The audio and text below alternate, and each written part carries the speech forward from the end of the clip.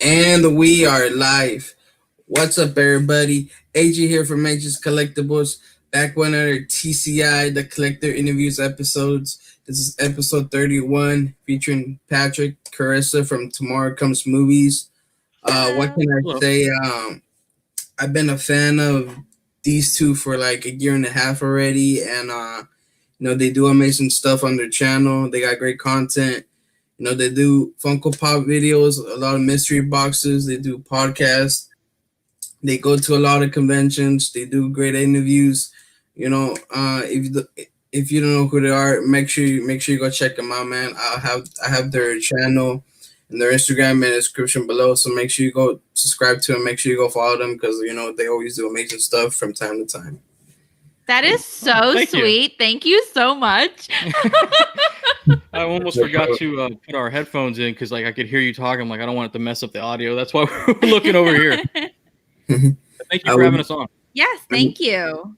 No problem. Would you guys like to say something to everyone? Yeah. Thank you for having us on. I mean, I felt like it was a difficult journey to get us on, and we apologize, but I'm glad to be on. It's the first time we've been interviewed. I think being on time and scheduling is like the worst for me because I'm always late and my schedule is just so crazy.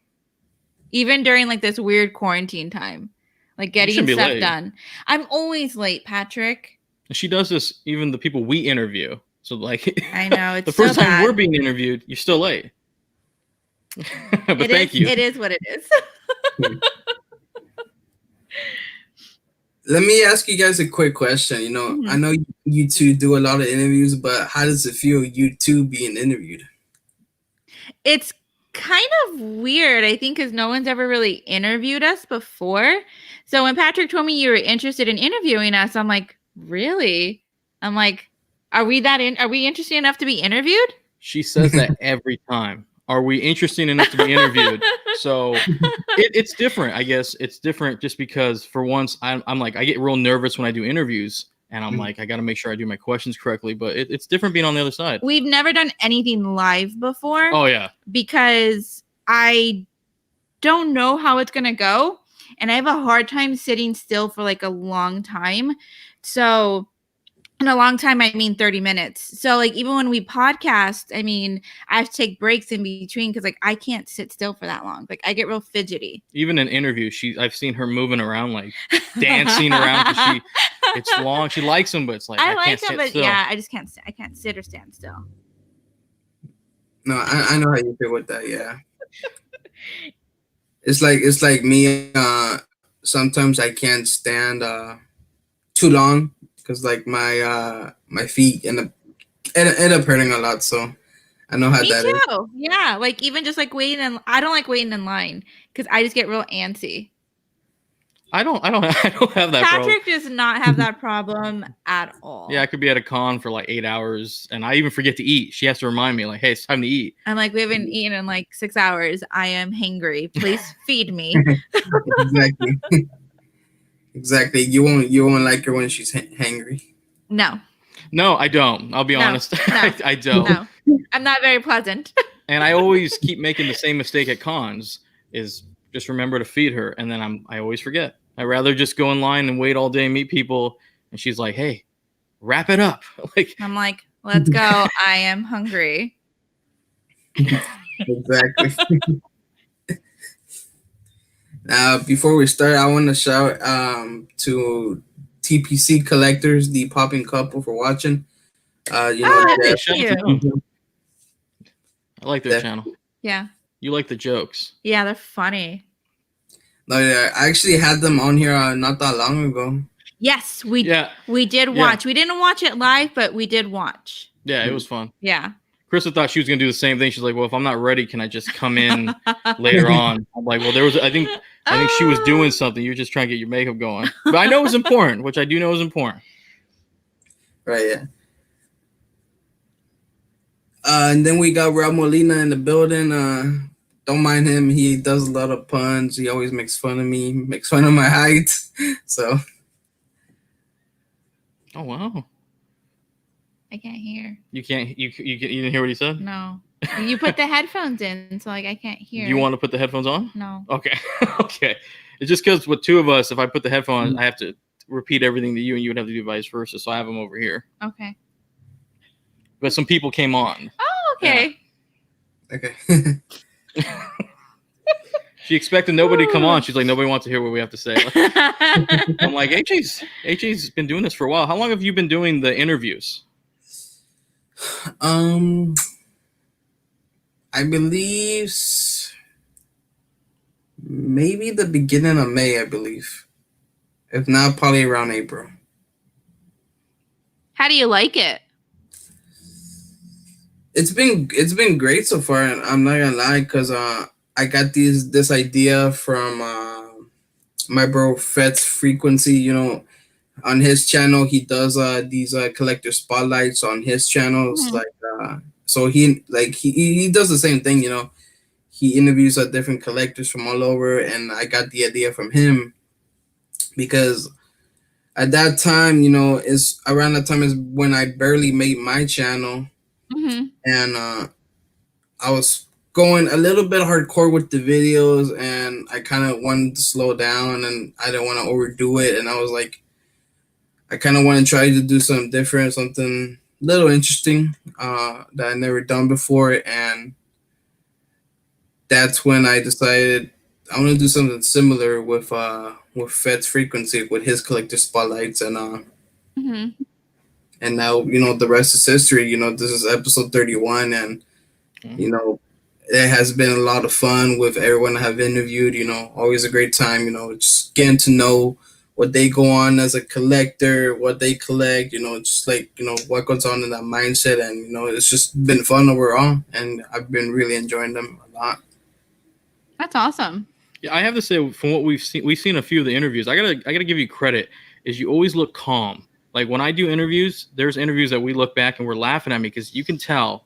You can tell on his face out. that he is nervous, or he is freaking out and he's trying to contain himself. So whenever he did interviews, and I'm watching through the camera lens, I'm laughing at him because he shows too much expression, and I know him, so I know what's going through his mind. So I'm like, what do people think that don't know Patrick?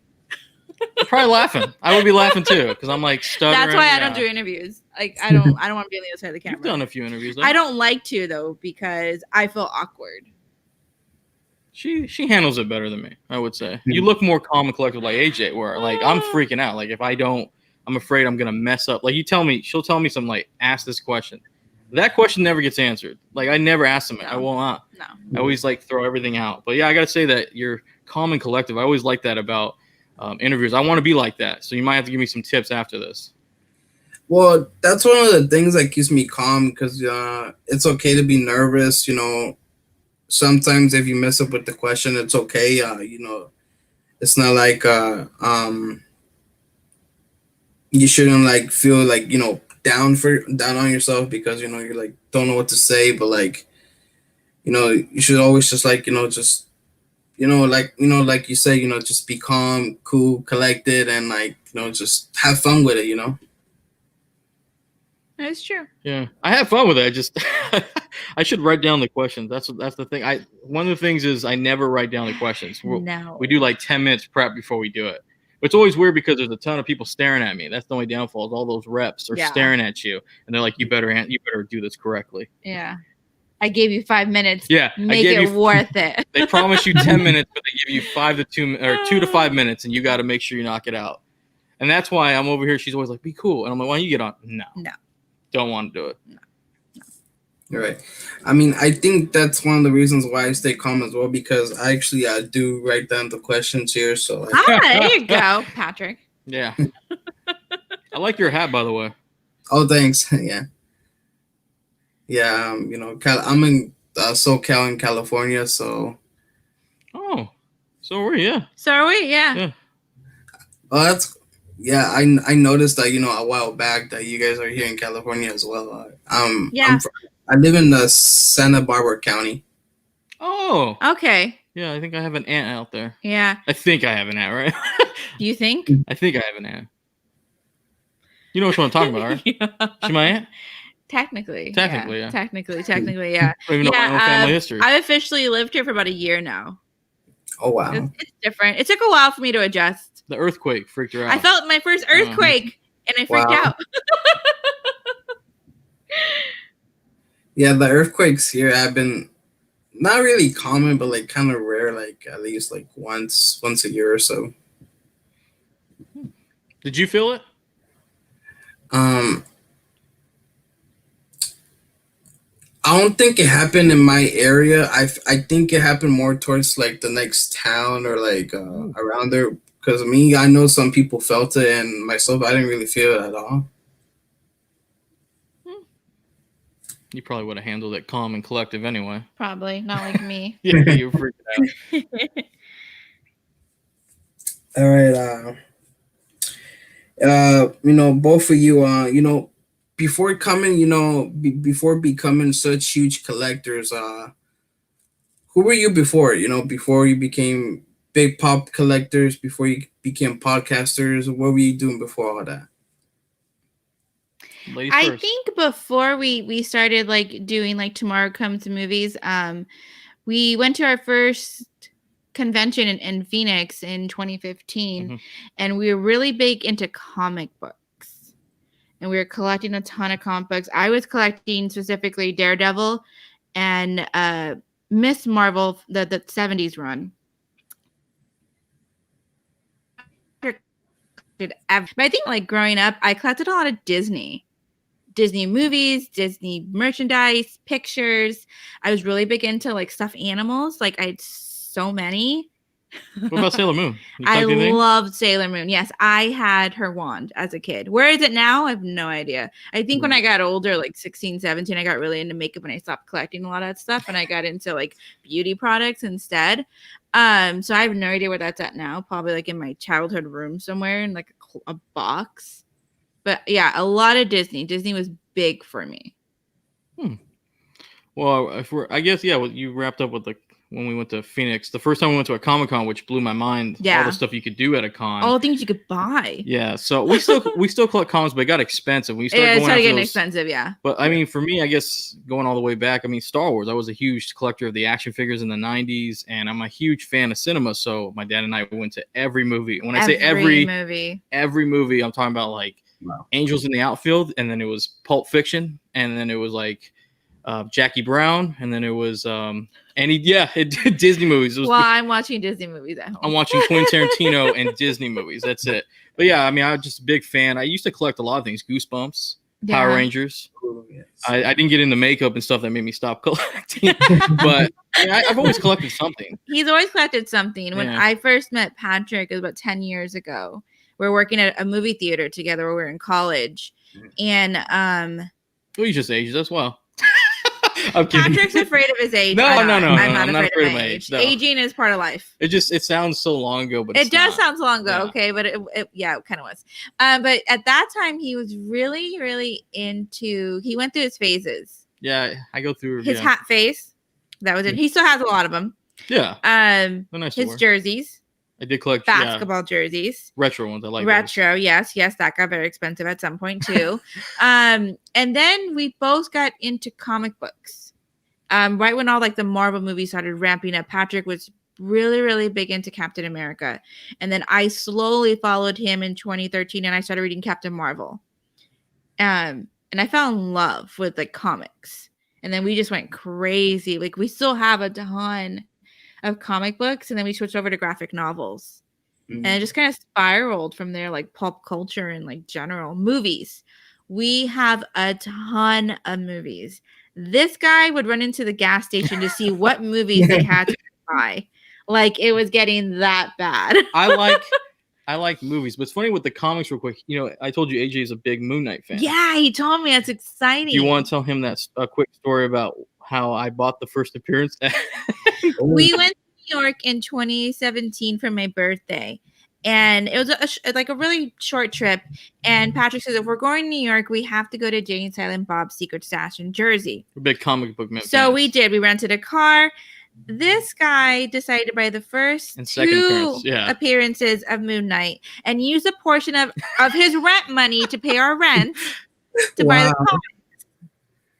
And I had bought him a Switch For his you bought your Switch. I bought my Switch, and he sold his Switch so he could pay our rent because he spent his money on comic books. It's the first appearance of like my and now second. He's all red. Yeah, I'm all embarrassed. It's funny though because I remember the argument, like, "What are you doing?" But I'm like, "Well, we're never gonna come back to New York for a while, which with this pandemic." Now. I'm the one who budgets the money, so I told him, "You only get $100 at the comic book store. This is all you get to use. We already use a lot of money, travel, hotel, food, and stuff. This is all you get for the comic book store. I bought a couple of Daredevils and Miss Marvel." Pieces that I was missing, and then this guy like, I want to see the one on the wall, and that's expensive. The one on the wall. It was over $400. Yes, but it was worth it because now I don't have to worry about it when the show comes out. That's true. I don't have to worry about it. True. So AJ, if you see it, you can afford it. Don't use your rent money. Don't use your rent money, but buy it if you can. Only in New York I would have done that. I would not have done that if we were locally. You're in Jersey. Everything's legal in Jersey. Quoting Hamilton. Oh, I'm really into Broadway. I forgot to mention that. I got into that in high school. Musical theater. Love. So I collect a lot of anything I get when I go to a show. Pretty much. If it's a pin, if it's a cup, if it's the playbill, I collect a lot of that. Yeah. That's definitely something unique to enjoy, collect, and everything. Because I don't really know too many people that love Broadway. I mean, I seen not that many. I think like 2 or 3. Mm-hmm. And I couldn't get too much into it, but from the ones I kind of did enjoy. What did you see? I forgot. The last one I saw was like a couple of years ago. I forgot which one.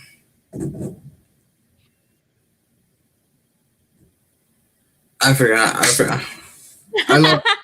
I forgot. It was like probably 4 or 5 years ago. I have not seen the last one.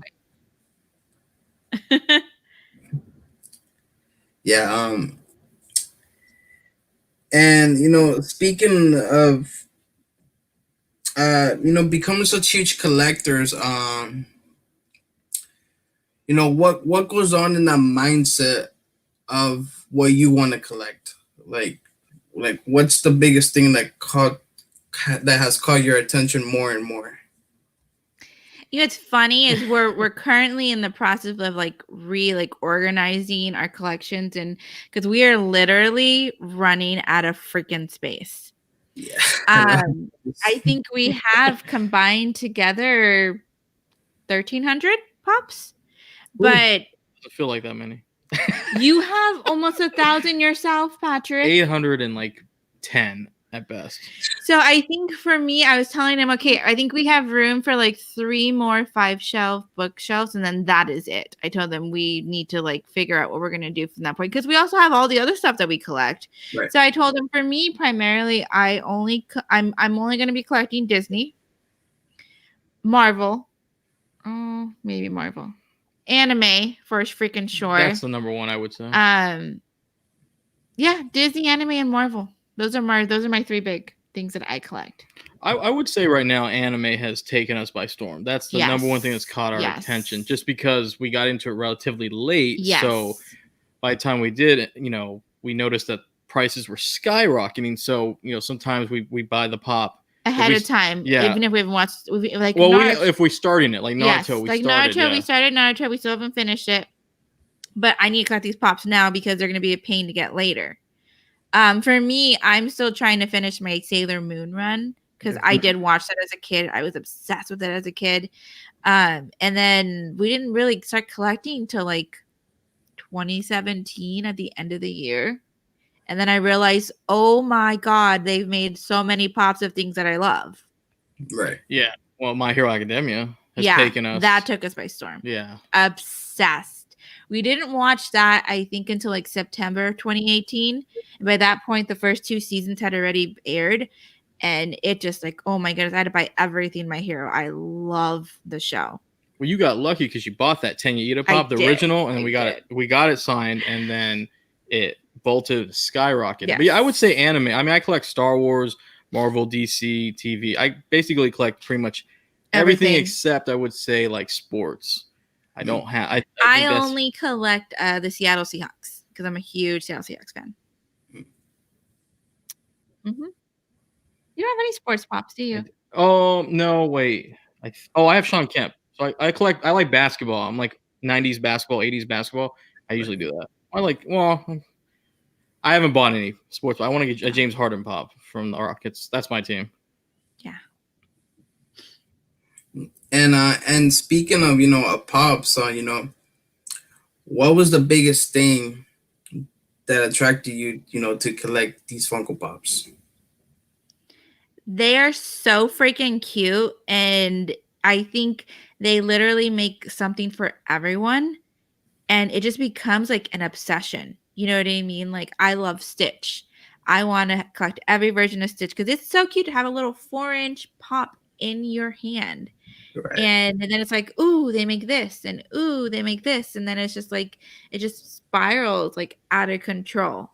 Like, I remember last year for Christmas, my mom told me, I am not buying you any Funkos because you guys already have way too many. And a lot of people think that it's just a trend, like Beanie Babies, it's gonna go out, and maybe it might.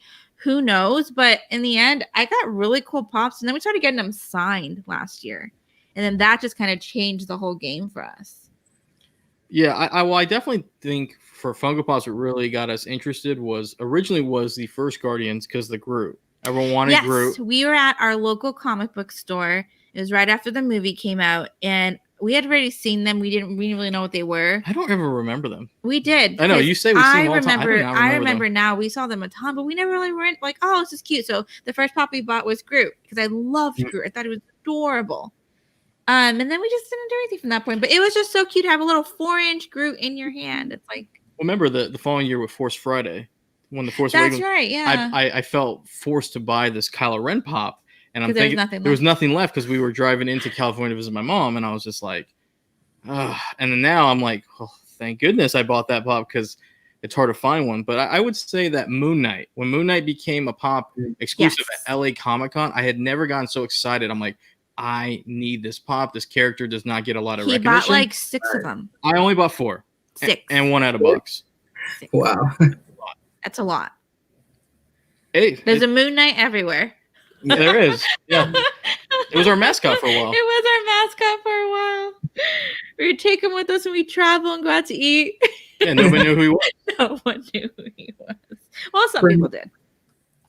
For me, I think I would just buy like 2, keep 1 in box and 1 out of box. Patrick just can't buy 2. He has to buy as many as he can. Well, I've slowed down a little bit. I now take them out of box, though. For a long time, we did not take our pops out of box for the longest time.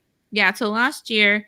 And we didn't really use a lot of pop protectors in the beginning either. And if we did, they weren't good quality ones. They were just little cheap ones that we could buy. You kind of learn on the go. You do, especially when you're traveling. You're on an airplane and things are getting smashed. Yes, we did a lot of travel last year. We went to a lot of conventions, and we learned how to travel with Funkos, which is interesting.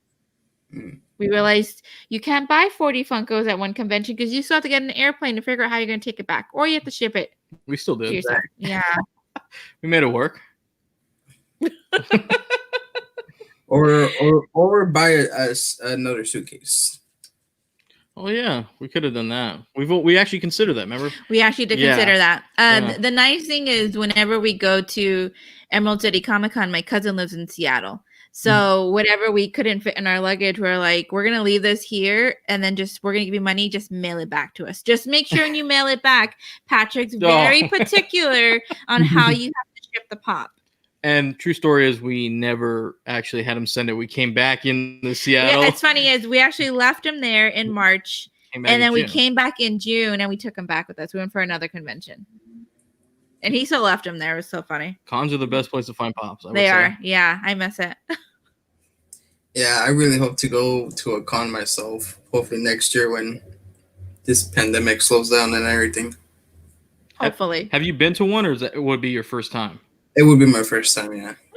How exciting. Let us know. If you're going to go to a con, we're down to go. If you want us to come with you, we'll go. I love conventions. You're buying 4 of everything. They're like life. They are like, and not just like Comic Cons, but like gaming conventions are fun. Oh yeah. Anime conventions are fun. I tried to convince Patrick to go to a beauty convention with me, and he told me no. No So if there's no pops, he ain't going. They get an exclusive. I'm down there buying 8. Well, I think for me, I probably wouldn't even buy pops because Oh, that's right. what was it, like a couple weeks ago is when I decided I was done. Just leaving the Funko game. You do Marvel Legends now, right? That's what you're doing. Yeah. Marvel Legends. Yeah, I've been.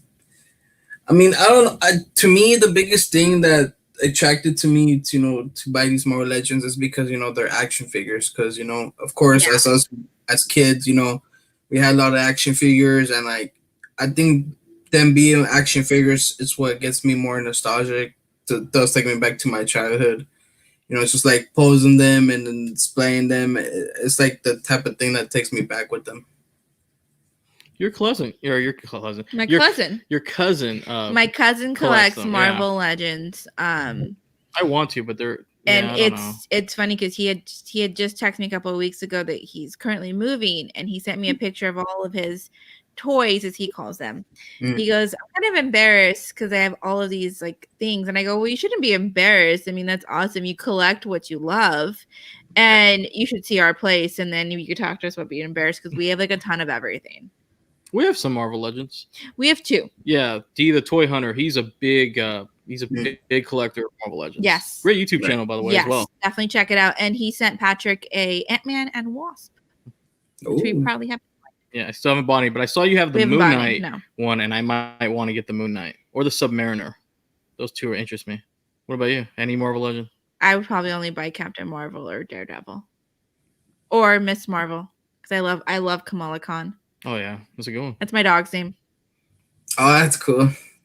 Mm-hmm. Yeah, last night is when I was continuing playing the Marvel's Avengers game on the PS4, and it's just it noticed me that like how much the story revolves around Miss Marvel, Kamala Khan. Yeah.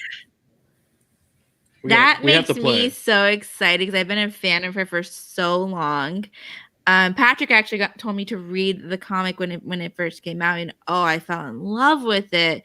You have that comic too. I do. Right? I do have the. I do. Oh, not the first appearance. I don't have the first appearance. Number 1. But I have number 1 of the first issue, and Pat showed me that when he showed me the game stuff, because I'm not really big into gaming. I like Nintendo. That's pretty much it. Everything else is really complicated for me with the controllers, and I just get mad and frustrated, and I walk away. Left 4 Dead. Yeah, Left 4 Dead. That's the first game Patrick tried to get me to play. But this one, I told him I'm super interested in playing because I know that it evolves around Miss Marvel, and she's one of my faves. She's a fun character. She's a fun character, yes. No, she definitely is. Like, I'm pretty excited for the shows that they're coming out with Disney Plus. Yeah, and you being a Captain Marvel fan, let me ask you, like, what's your take? What's your take on how they portrayed, Captain Marvel on the big screen? So I actually was not satisfied with it. I was so excited for that movie. I got so excited when they casted Brie Larson because I love Brie Larson as an actress. Room was phenomenal. Short Term 12 was really good. So when she got casted, I was really excited. But I wasn't really happy with what they did with her because I feel like what we saw in Endgame did not make sense with the movie. Like, the tone of the character was so different. I like the version of the movie, her solo movie, but I feel like they had to cram her in to fit their schedule, that they didn't really know what they were going to do with her moving forward. And moving forward, I think she is going to be more of the forefront. But I wasn't happy with the movie, but I think when you're so passionate and you love something so much and it isn't at the quality that you want it to be, I end up becoming one of those angry like fan people where it's kind of like, but this doesn't make sense. Why didn't they do this? But Patrick told me, think of it like Captain America. The first Avenger was good. The Winter Soldier, mind blown. So, and then of course I love Civil War.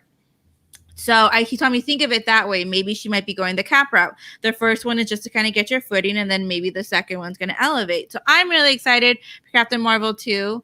And I'm excited that a lot of people are learning more about Carol Danvers because she is a really cool character. And I was really, really hoping that they would have kind of tied in War Machine because they do have a romance in the comics. Mhm. I was thinking it'd be like a kind of funny little thing, like, oh, hey, you didn't age kind of thing. But they didn't go that route. Which makes me sad. I love the Captain Marvel was fine. The 90s thing was kind of cool. It was fun, but it should have been Wonder Woman level. Yeah. And I felt like, okay, that was like a C plus and Wonder Woman was an A. You know? I think it's just hard. It was hard to slot Captain Marvel in because Spider-Man really moved Black Panther and Captain Marvel. Now, Black Panther, they got 100% right. A freaking plus. It was when it came to Captain Marvel where I feel like they slotted her in just enough to get that get Endgame. But I think Brie Larson's a good actress. I mean, she's a very good actress. You don't win an Oscar and you're not true. talented. That is very true. So I think that she's the right person. I just think now that they got the Candyman director, Nia DaCosta, they have this director that's going to be available excited. To elevate her to the next level. Yeah. They need a Patty Jenkins, and I'm hoping this is it. They have it now. Nia DaCosta. That's what I'm saying. I'm hoping this is it. But they should have had that from the beginning. But that's just me. Marvel's been pretty good. Okay. Like if you talk about DC, it's been a roller coaster, right? That is true. Yeah. But Wonder Woman's the gold standard for comic book movies. It is. Yeah, and speaking of that, because I know there's some people who say, they prefer the Marvel movie, at least the Marvel MCU movies, but then DC has the better shows. Do you guys agree with that?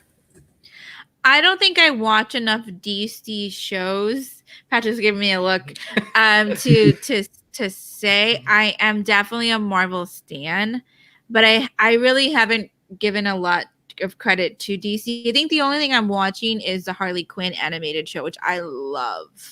But I love Harley Quinn. I would agree to that statement. Marvel makes better movies. I think that the DC television shows have done a phenomenal job. Like The Flash is good, Arrow's good. I think Black Lightning's probably the most underrated show on the CW, and that's why that pop bothered me when it sold out because I was like, that is ridiculous. But yeah, I think DC figured it out with television shows. I think when it comes to the movies, it's like a slow churning process of making butter. It's like it's gonna take a while. But I think they're figuring it out. Wonder Woman was fantastic. Well, Shazam was good. Shazam, I freaking love Shazam. Aquaman is in the right direction.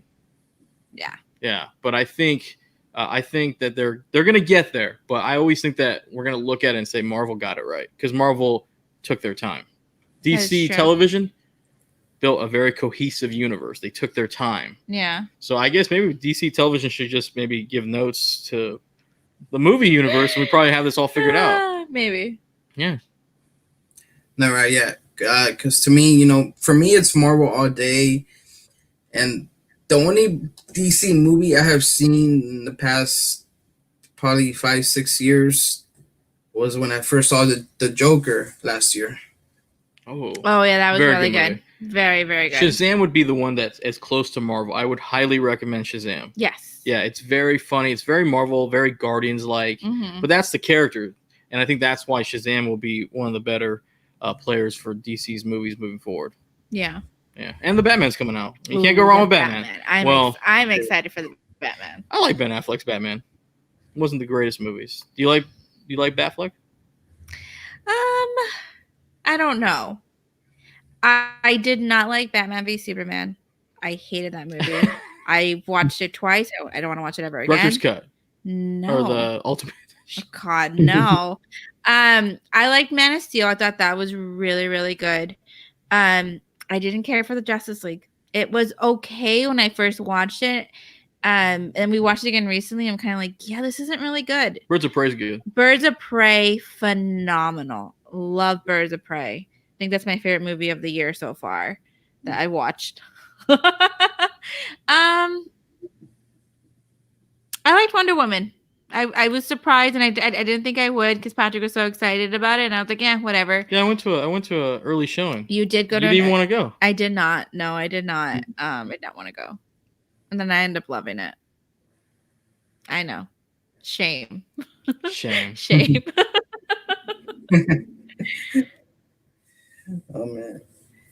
And would you guys consider not consider, but see yourselves becoming collectors, for another 5 or 10 years, or you may just stop? Because I know there are some people who have just called it quits with collecting because I guess for them it hasn't become fun anymore. Do you think it'll be fun throughout the next 5 or 10 years for you too, or it's just like maybe or maybe even slow it down at times with certain things? I think if Funko keeps putting out stuff and they keep, like I said, they keep running and dealing with nostalgia, like I said, for the Disney stuff for me, Mhm. or even new like anime shows. Like I would love to see Demon Slayer get pops and like Dr. Stone get pops. Zombieland Saga. Zombieland Saga I really liked when I watched it. ReZero. So I think if they continue that route and then the more movies, I think I do see us still collecting. But I think we're definitely, for me at least, I have to narrow it down to what do I really want to collect and complete the line. Probably, yeah. Just because of the fact that I really want. There's so many movies that we're gonna be getting from, especially Marvel and Star Wars, that I can't see myself, and especially with anime, I cannot see myself not collecting 5-10 years. Now, if Funko stops making them, I don't know. I will have to say this year has been harder and really frustrating as a collector to get things because, especially with like New York coming up. I mean, our malls just opened again, but are they going to stay open in a couple of weeks? So I feel like that's been really hard this year trying to get things because the malls were closed. And then online is a freaking nightmare. And it has been really, really frustrating, but I don't think I want to stop collecting because of that reason. I think it's just going to make it harder for me to get what I really want, or it makes me decide what do I really, really want. I mean, with not New York, with San Diego, I really wanted Bakugo. We had no luck on Funko Shop. We had no luck on the Hot Topic the 3 freaking times they restocked. So I ended up paying $60 for the pop. You're still angry. I'm so angry about it because it just came out. You know what I mean? But it's like, if I really want it, I'm going to put the money out for it. Now, there's a lot of other things I wanted that I didn't get. And I might get them down the road. I just got an I Love Lucy pop that came out like 2 years ago from Barnes and Noble that I loved. I Love Lucy as a kid. It's a good show. I got it 2 years later. I paid $20 for it versus when it skyrocketed. So I feel like eventually, if you really want it, you're going to put the money out and you're going to get it. Well, I think we're going to be collecting more Steelbooks, the Blu-rays. Yeah. Because we stopped doing that. Because Black Friday was the best time to ever buy Black Friday is when we would always buy like our movies because, I mean, they're so cheap. How can you pass up a $3.99 Blu-ray? Yeah, and it was Batman versus Superman. We could not pass that up. Patrick. But, I mean, especially with this pandemic, we've learned with streaming, not every movie's available. So I think might slow down on Funko and picking what we want, but I think getting more Blu-rays. I think we also want to get back into our graphic novels too. Comics, yeah. We've kind of slowed down on that. So I think we're going to get back into collecting that, which means we need more room, which means you need to go through your Funkos and get rid of some. Hashtag Funko over everything. Patrick. Or buy a bigger house. Yeah, that is true. Too. That's what we're saving up for, is to actually buy a freaking house. Buy 4 of those. But yeah, we can afford to buy 4 houses. Get out of here. 1 for Funko, 1 for movies, 1 for living, and 1 for graphic novels. Exactly. Oh, I hate you. Oh man. And again with the Funko Pops, what would be your most memorable pop?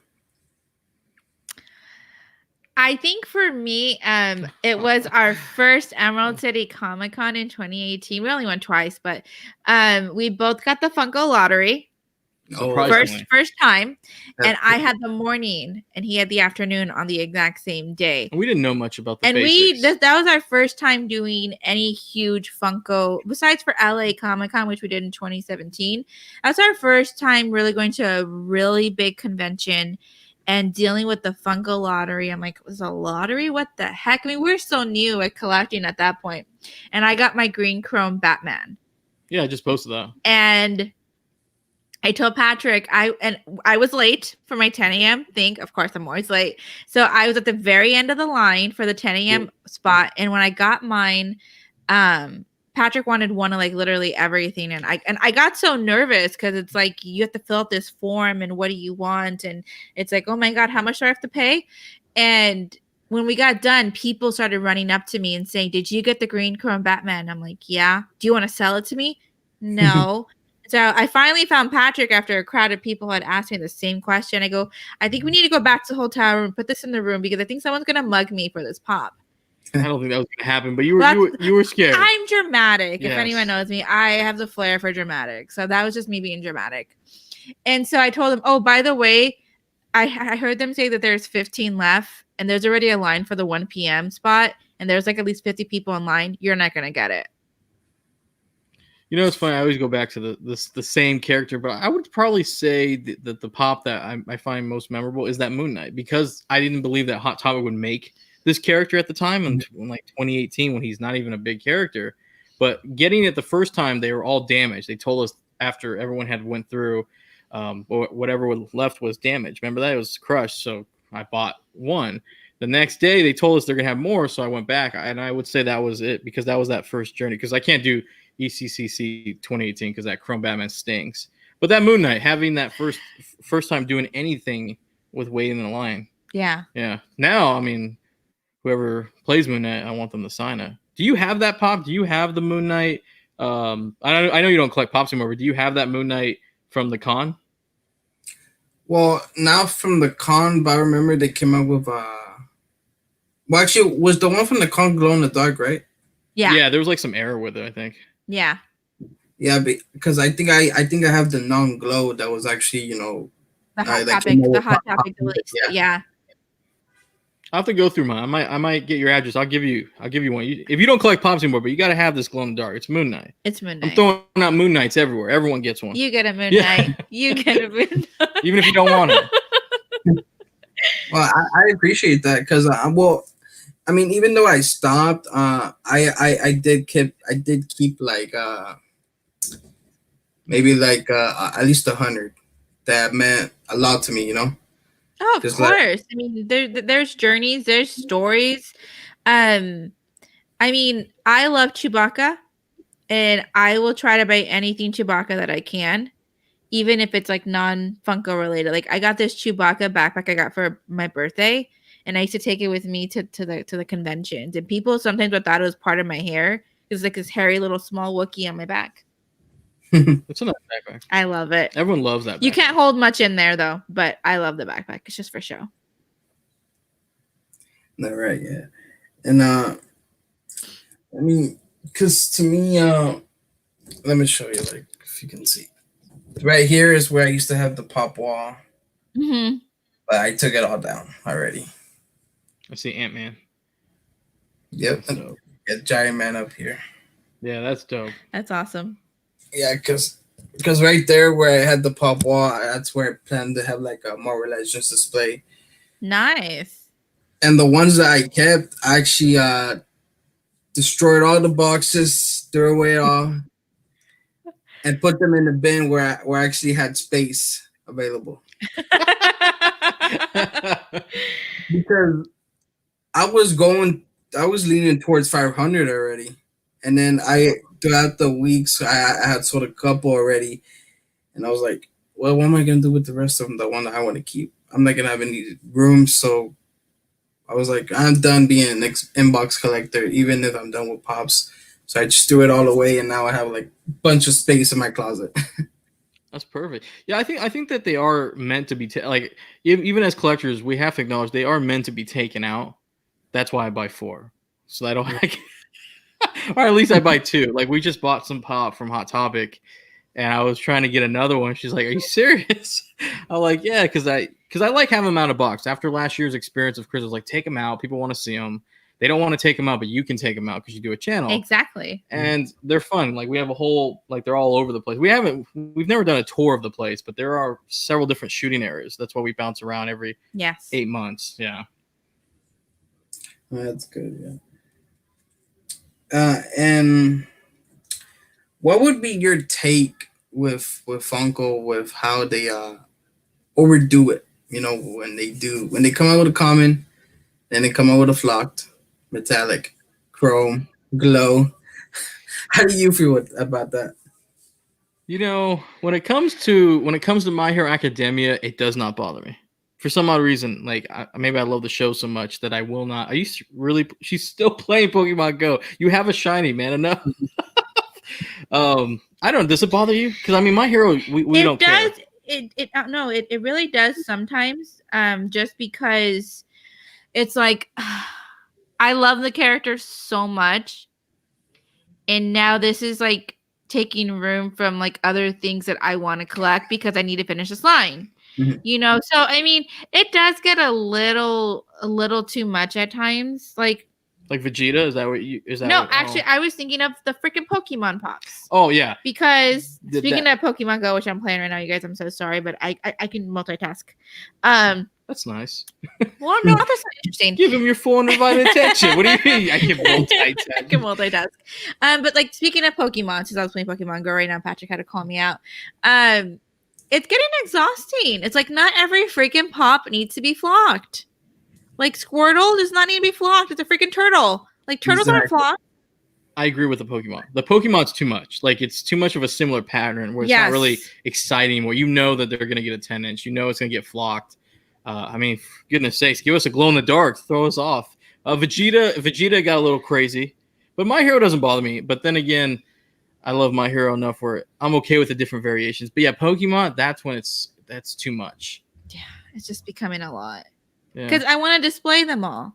And it's like I don't have enough room to display them all. So okay, who gets to be in the front? Who are we gonna show up front and who's not gonna be up front, pretty much. Exactly. Yeah. And then of course you got later on they're coming out with the Eevee evolutions, and then oh my god, I know, right? And then of course they're gonna flock them. Yeah, of course they're gonna flock them. Switch it up. Throw in some glow in the darks or some metallics and throw us off. That's what I think that Funko's problem with the Pokemon line. Too predictable. It's too predictable, yeah. It's like if the common gets a 4-inch, it's gonna get a 10-inch, and then you're gonna see it flocked. Yeah, I think that they need to start just releasing more Pokemon 4-inches before they start doing more. Like I want a Poliwhirl pop. I know that's not like a super popular I want a one. Jigglypuff. Jigglypuff, yeah. Clefable. Yeah. And Oddish. Ooh, if they since they're going out of like with the Pichu, they switched up. They should do the Mimikyu. Oh yeah, they should. Yeah. Yeah. There goes all my money. The weird odd shaped Pikachu looking like? Yeah. Yeah, like that like ghost, like weird looking Pikachu, yeah. Because me, I don't really keep up with the newer generation of Pokemon. I just stick with the ones we grew up on and everything. Oh yeah. I agree. This guy has not stopped playing Pokemon. Every time there's a new game, he always gets it. So I stick with like first gen. I maybe know some second gen. And I think playing Pokemon Go, I started learning more about other ones. But I don't know their names by heart. It's like, oh, Patrick, I caught one of those weird looking things. And he's like, oh, it's this. I'm like, oh, I don't know. It's kind of cute though. Yeah, well, the first 2 gens, that's my childhood. After that, I started playing them like maybe like 10 years ago. I started playing stuff, but I would say the generation with Sun and Moon was really cool. That's the one that you wanted to play because the Mimikyu, you thought that was so cool. I did. Once in a while, they come out with one that gets your attention. Yeah, once in a while. It's a weird ice cream one now.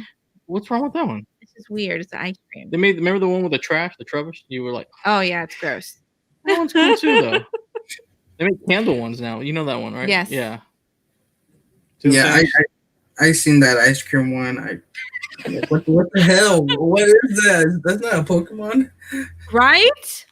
It's because I worry that you would try to. You like. I try to eat it. Yeah. I tried to say. You should. You know that evolves and it becomes like a vanilla Lux. Like it becomes even bigger. Yeah. I love that Pokemon. If they make that into a pop, I'm getting like 8 of those. Patrick. And flocked. 8 flocked, 8, 10 inches. And ice cream should not be flocked. That's like disgusting. I don't get why they make every Pokemon flocked. I don't know either. It's so weird. Yeah. The Mewtwo was weird for me. Yeah, I don't think it would be flocked. No. Well, I had a friend of mine who looked it up on his phone. I believe he actually has some hairs, Mewtwo, on top of his head, like that you can barely see. You can't even see that he has some hairs right there. Oh, okay. Mewtwo gets a pass. Squirtle, we're still deciding. No. But you collect them. You'll still buy them. I will still buy them. Yeah. Ton of 10 inches up here. I mean, she's got all of them here. She's still willing to buy them, even though if you're tired of them. Yeah. Like I'm excited for the Growlithe. Did you just get another shiny? I did. I want that one. You're gonna trade me that one. I want that one. I'll send it to you later.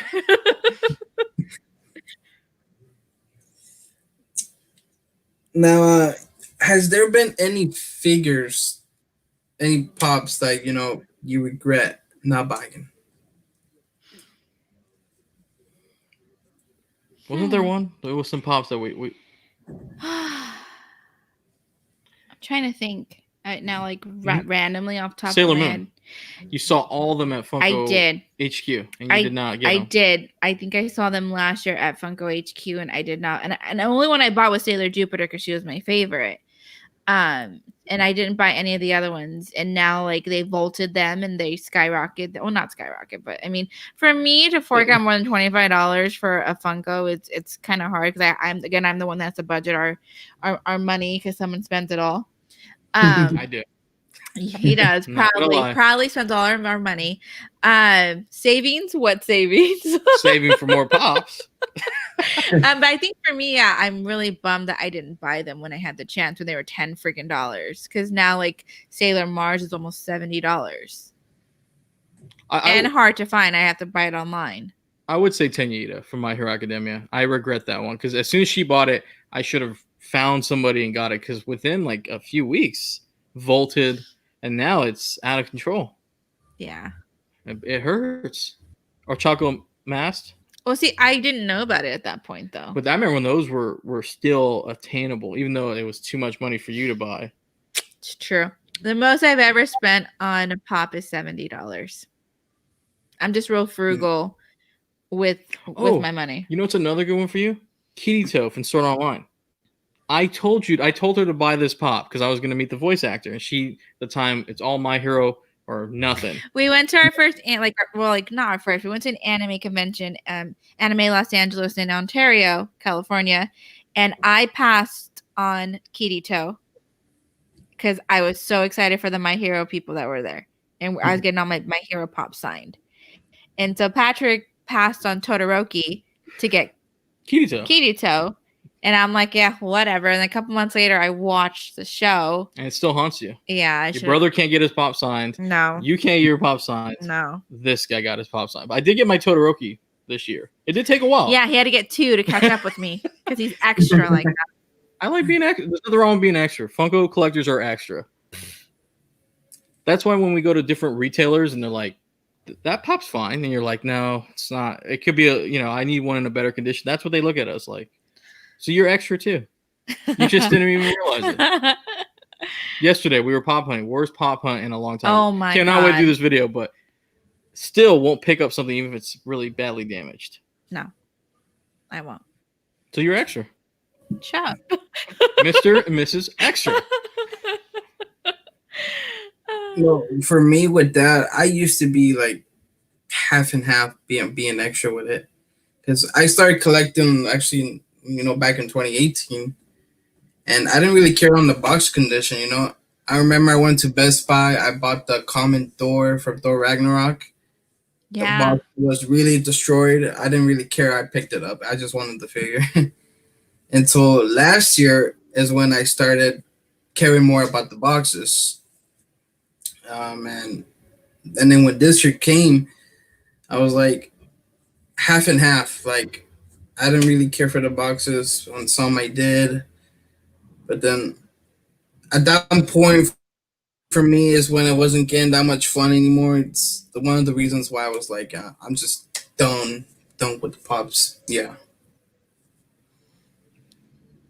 I should have got the Thor Ragnarok. I just realized that we never saw any of these comments. Did you notice this? I'm only over. So that's why I just clicked on it. You see that? Oh. So I was listening to him and I'm like, wait. There's got to be. He said there's people in here, so I click. So that's why we never saw any of these comments.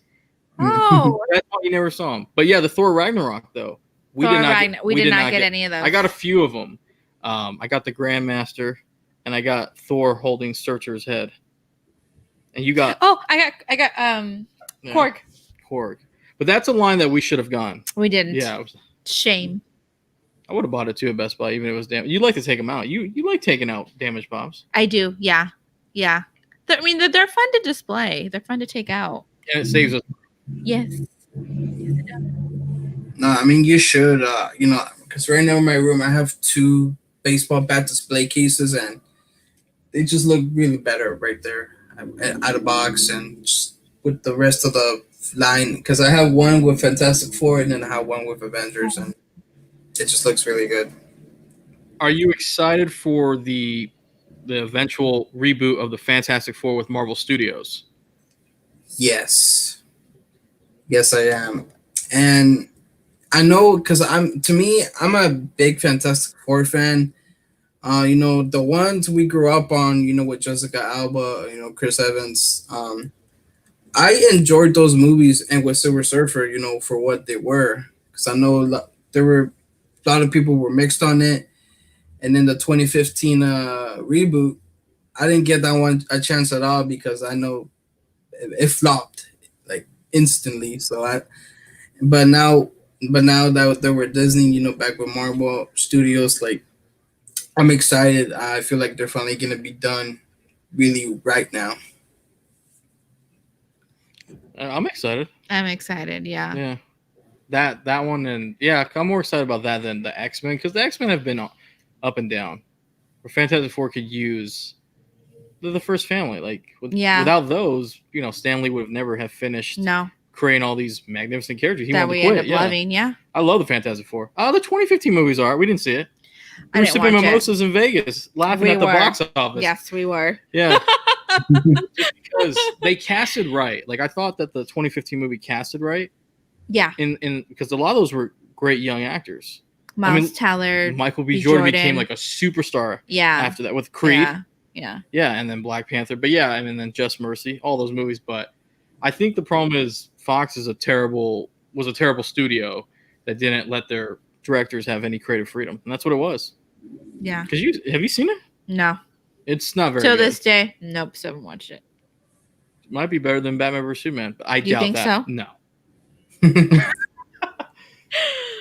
I mean, I do have mixed feelings, with the Fox Marvel movies. Like, they did do Deadpool right.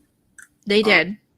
And like you said, they were up and down with the X-Men movies. Like X-Men Days of Future Past has to be like one of my favorites. Ooh. That was that movie is really good. That's really good. Choice yeah. on that. Yeah, remember that? We saw that so many times in theaters. Yeah. That Quicksilver scene. Yeah. Oh man, that's a good movie. You want to watch that tonight? That's a really good movie. Yeah, after my game. Yeah, we'll watch it. That's a really good one, because that one we were nervous about. We were. X-Men First Class was so good. X-Men First Class was so good. And no one thought that movie was gonna be good. No. None of us thought it. No. Yeah. Ooh, yeah, I want to watch that. Thank you for bringing that up. Do you have it? Yes, I have. What do you mean? Yes, I have. She bought me every X-Men movie, whether I wanted it or not. I have it. I also organize his DVD collection. She's an organizer. I am. I'm a buyer. She organizes. Yes. Oh, let me ask you that. Do you still buy DVDs? I know, like, he does. Yeah. Oh yeah. He does. Mm-hmm. I'm a firm believer in physical media. If he can get it in Blu-ray, he'll get it in Blu-ray.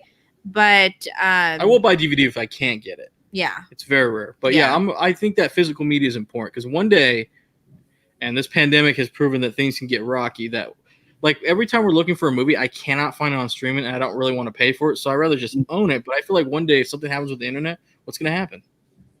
I'm going to be popping in my DVD player watching my movies. Yes.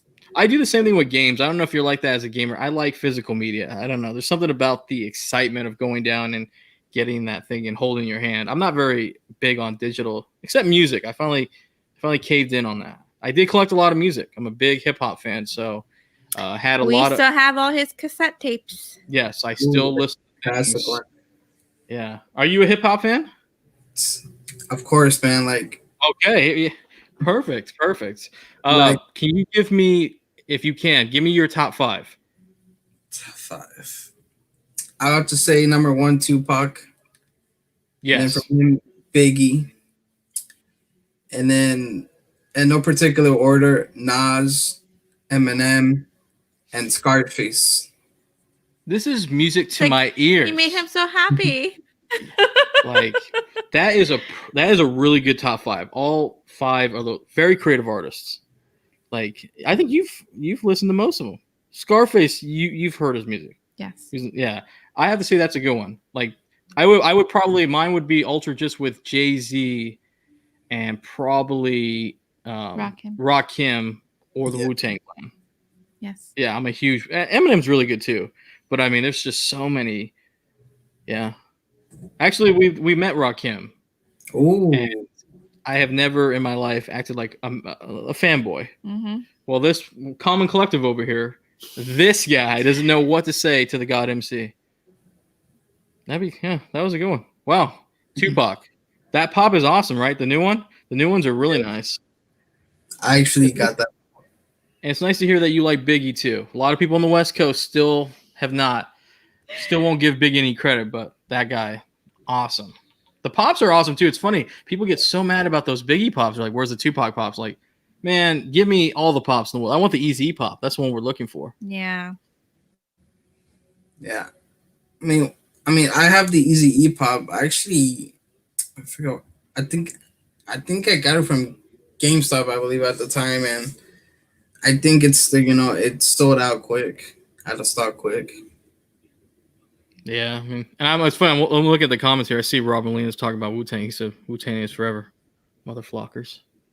That's right. Yeah, Wu-Tang. I think they're supposed to be getting pops. Wu-Tang. Shut up, really? Oh yeah. If they do, that's cool. Oh we yeah. we have to get a set to have inbox and then a set outside of box. See, there goes all of our money again. Actually, it's funny as we do this interview, we actually were big. We went through a phase where we were going to a lot of hip hop festivals. We went to Rock the Bells. We went to a lot of concerts. Yeah. Yeah. That was fun. Do you miss those days? The hell should be acting up.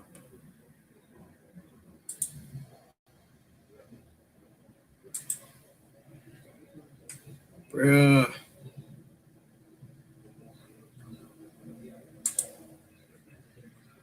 Come on.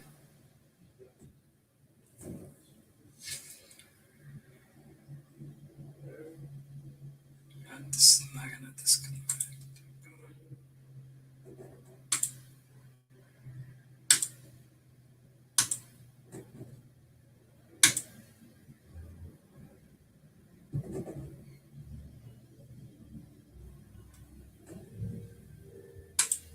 Come on.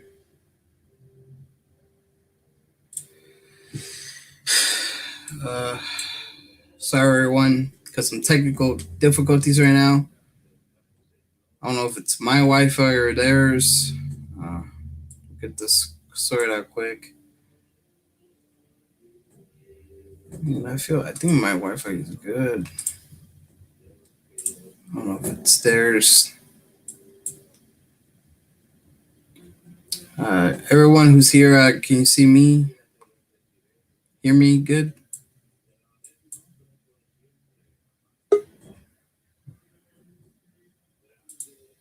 So turns out I did not plug in my laptop. So I'm so sorry. We were talking about Wu-Tang and I forgot the beginning of this interview. So sorry about that. That was a little intermission. Only Patrick. Oh, no, you're good. I thought it was mine because sometimes I don't have the best Wi-Fi connection, and sometimes mine can act up as well. No, Patrick just didn't plug in our laptop to keep it charged, and he didn't charge it last night like I told him to. I got too excited talking about hip hop, but I see that Rob Molina said freestyle. Do you freestyle, AJ? Well, yeah, I'm a rapper. That's cool. Yeah, I've been since 2006. Actually, yeah. Really? You have to send me some of your music. That's cool. Yeah, we do. I have a YouTube channel on it. I have a SoundCloud. Really? We'll definitely send you some links later on. But yeah, we're very excited about the Wu-Tang though. That little intermission, the pops. Oh, Patrick. But yeah. Is there any hip hop pops that you want? Oh, you got the salt. Well, TLC. Or you got Salt and Pepper. I got salt and pepper. Yeah. But is there anybody that you would like to see? We still haven't got the Ice Cube.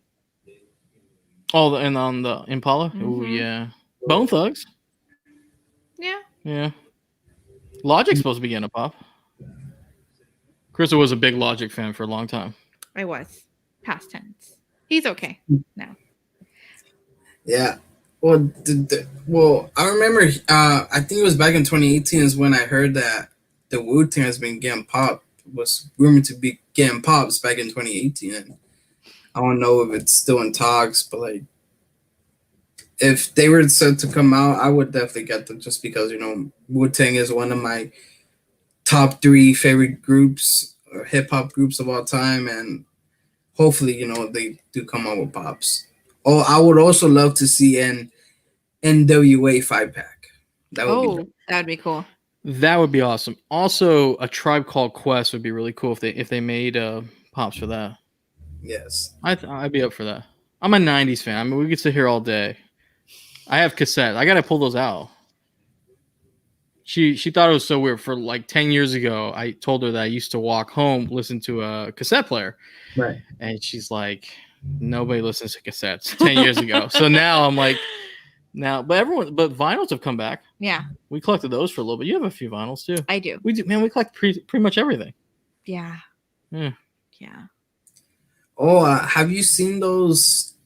Which they're barely coming out, but like these pop and vinyls combo. Yeah. Oh yeah. We haven't seen them in like person, but they're really the Biggie's cool. supposed to come out ready to die. Yeah. I want that one so badly. I am excited about the pop albums. I think people don't. I think people wanted. I guess they wanted the vinyl or something in it, or I don't know, music. Remember, there were a lot of people upset about. We were laughing at them. But people are always upset about something. Because I'm like, you can just buy the music. I mean, you can still get it. Like, it's just a cool display, right? That's the way I look at it. Maybe it'll encourage people to listen to these things. I think who's also getting one. It's rumored, I think, right? Lil Wayne's getting one, correct? Oh, the Lil Wayne, I think was starting to come out like 2 months ago, I believe. Yeah, I haven't. Have we seen the Lil Wayne pop? I thought he was getting one for the Carter 3, like a pop album. Is that rumored? Oh, I thought you meant the actual pop, but yeah, I believe the Carter 3 pop and vinyl is coming out. Yeah. Are you gonna collect those? You think? Well, maybe just a few of them. Depends what they come out with, because I'm not too sure, but I think they were in talks with which one was it? I think a Run DMC one. Not too sure yet, but Oh, that's cool. Ooh, yeah. I heard that I think they're also getting new pops as well. Yeah, DMC is really awesome, I will say. We've met him a few times. He's very nice. And he freestyles like nothing, right? Remember that? Yeah, he's very good. Actually, yeah, if you go out to LA Comic Con, he usually goes there every year. He's pretty fun to meet. And he does comics as well. His comic is really cool. Yeah, hopefully, one day, when this pandemic's all over, get to finally go to cons and, meet celebrities and whatnot. Oh, yeah, definitely. I see that Bees Pop is, they said they've seen a Mac Miller custom. Oh, that's cool. Mac Miller would be good to get a pop. Yeah. Yeah, if his estate wants it. Nipsey Hussle, too. Yeah. Yeah, that'd be cool. Yeah. I think there's just so many artists that they haven't done. They barely got Shania Twain got one from Pop Rocks. So, I mean, that's true. A lot of artists. Yeah, and I also heard that an Eminem pop is supposed to be coming out. That's exciting. That's exciting. Yeah, that's exciting. Yeah, because I mean, there's so many variations they could do with him. You can't do a flocked, but you can do a bloody. You can do a metallic. But yeah, there's a lot of room with that one too. But I think some of the early, like in all genres, like if they got more pops, like I mean, like because I think Elvis is coming out with new ones. Yeah, so I'm like, there's still a lot of things that pops can do. I just think pops Funko puts out too many pops. Like Fortnite, they gotta stop doing that. It's gonna kill the value because I'm tired of Fortnite. Truth. Do you actually play the game? No. You don't play Fortnite? I played it. Your brother was in it for a little, like pretty big into it. Mm-hmm. I tried playing it. I only played it really when Thanos showed up, and when Thanos showed up, I got scared, so I ran off because the guy, whoever had his powers, he like killed all of us. No, not really. I'm not into online gaming as much. Like I like playing with my friends, but like when it comes to just playing with random strangers, I'm more into like stories. So that's why Avengers game interests me. And plus, Kamala Khan fan here. Yes. Right, definitely. And Speaking of, the name Tomorrow Comes Movies, how did you choose, that name for to fit your channel and everything until, it became more like pop collectible related and everything? Well, originally when Tomorrow Comes Movies started, it was Chris originally wasn't in it. It was a friend of mine at the time, and we both were big in the movies. We actually all knew each other because we all worked at this movie theater became like a hub for like all these people we knew in Arizona. Yeah. Yeah. So we've been, because my friend and I were both aspiring screenwriters. We wanted to do this movie based on this friend of ours in our life, and it didn't really work out. So we ended up like reconnecting, like I think maybe 10 years later, really, to do this podcast. And we're big fans of a hip hop artist from New York called Mano, and he had this album called "If Tomorrow Comes" because he had gotten out of jail and then he became a rapper. So we basically were such big fans of him. We basically just, kind of were inspired. So we did Tomorrow, and we took off the if, and we're like, what would come tomorrow? And somehow I think it came up with movies. I was like, maybe movies, like, because that's what we'd always look forward to when we were working at a movie theater or even just on the weekend. Like, what are we gonna do? We're gonna go see a movie. So that's how it kind of became Tomorrow Comes Movies. And so from there, we were really just for podcasting, and then I saw a few people doing fungo videos, and I thought those were pretty cool. And then Chris was like, "Well, we collect those. Why don't we ever do that?" And I'm like, "Oh, I don't know." We started. We were just doing straight podcasting when I came on, and then we started going to a lot of conventions. And I'm like, I've seen other people do it on YouTube. And I'm like, well, why don't we recording our stuff that we do? We go to the conventions, and then I'm like, oh, we collect Funkos. Why don't we give this a try? It's like our first video is shot in my car For a Pokemon pop. for a Pokemon pop, Pikachu. And then we kind of just slowly started trying it out and kind of going from there. And like I said, last year where we really ramped up because we did like in 6 weeks, I think we went to like 5 or 4 different cons. In different states. Yes. Which is very taxing on the... Very expensive. Yes. Not right, yeah. And speaking of that, speaking of movies, like you two are like, huge movie critics as well, right? We like to review movies and kind of talk about it, and that's one of the few interviews. That's one of the big reasons why Patrick started the podcast, is because we would stand outside of a movie theater with our friends after we went to the movies literally every weekend and saw more than one movie, and we would stand out there for like 30-40 minutes, possibly an hour, just talking about the movie and our thoughts, especially with like any of the comic book or like Star Wars or anything like that. So we love movies, love talking about movies. We get excited when we meet other people that love movies, because like we could talk movies all day. Yeah, and yeah, we I don't know if we're not. I wouldn't say we're big, but we've had opportunities. Yes. We've met some people we've talked to, but yeah, it's fun. It's fun. Yeah. Oh, yeah, definitely. I mean, if you guys want to talk movies with me, I'm big fan of movies as well. Like, what are some of your favorite movies? Well, genre-wise, I would to say action, adventure, comedy, horror, comic books.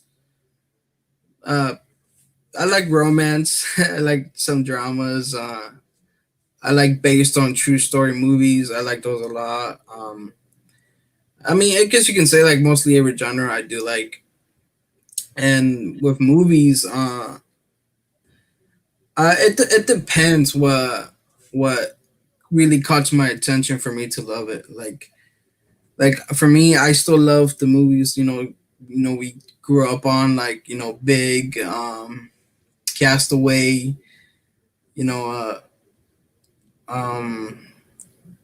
I mean, I still like the Toy Story movies, so I just like mostly everything, just like those movies we grew up on. Like, I still love all those. Those will have to be, still some of my favorites.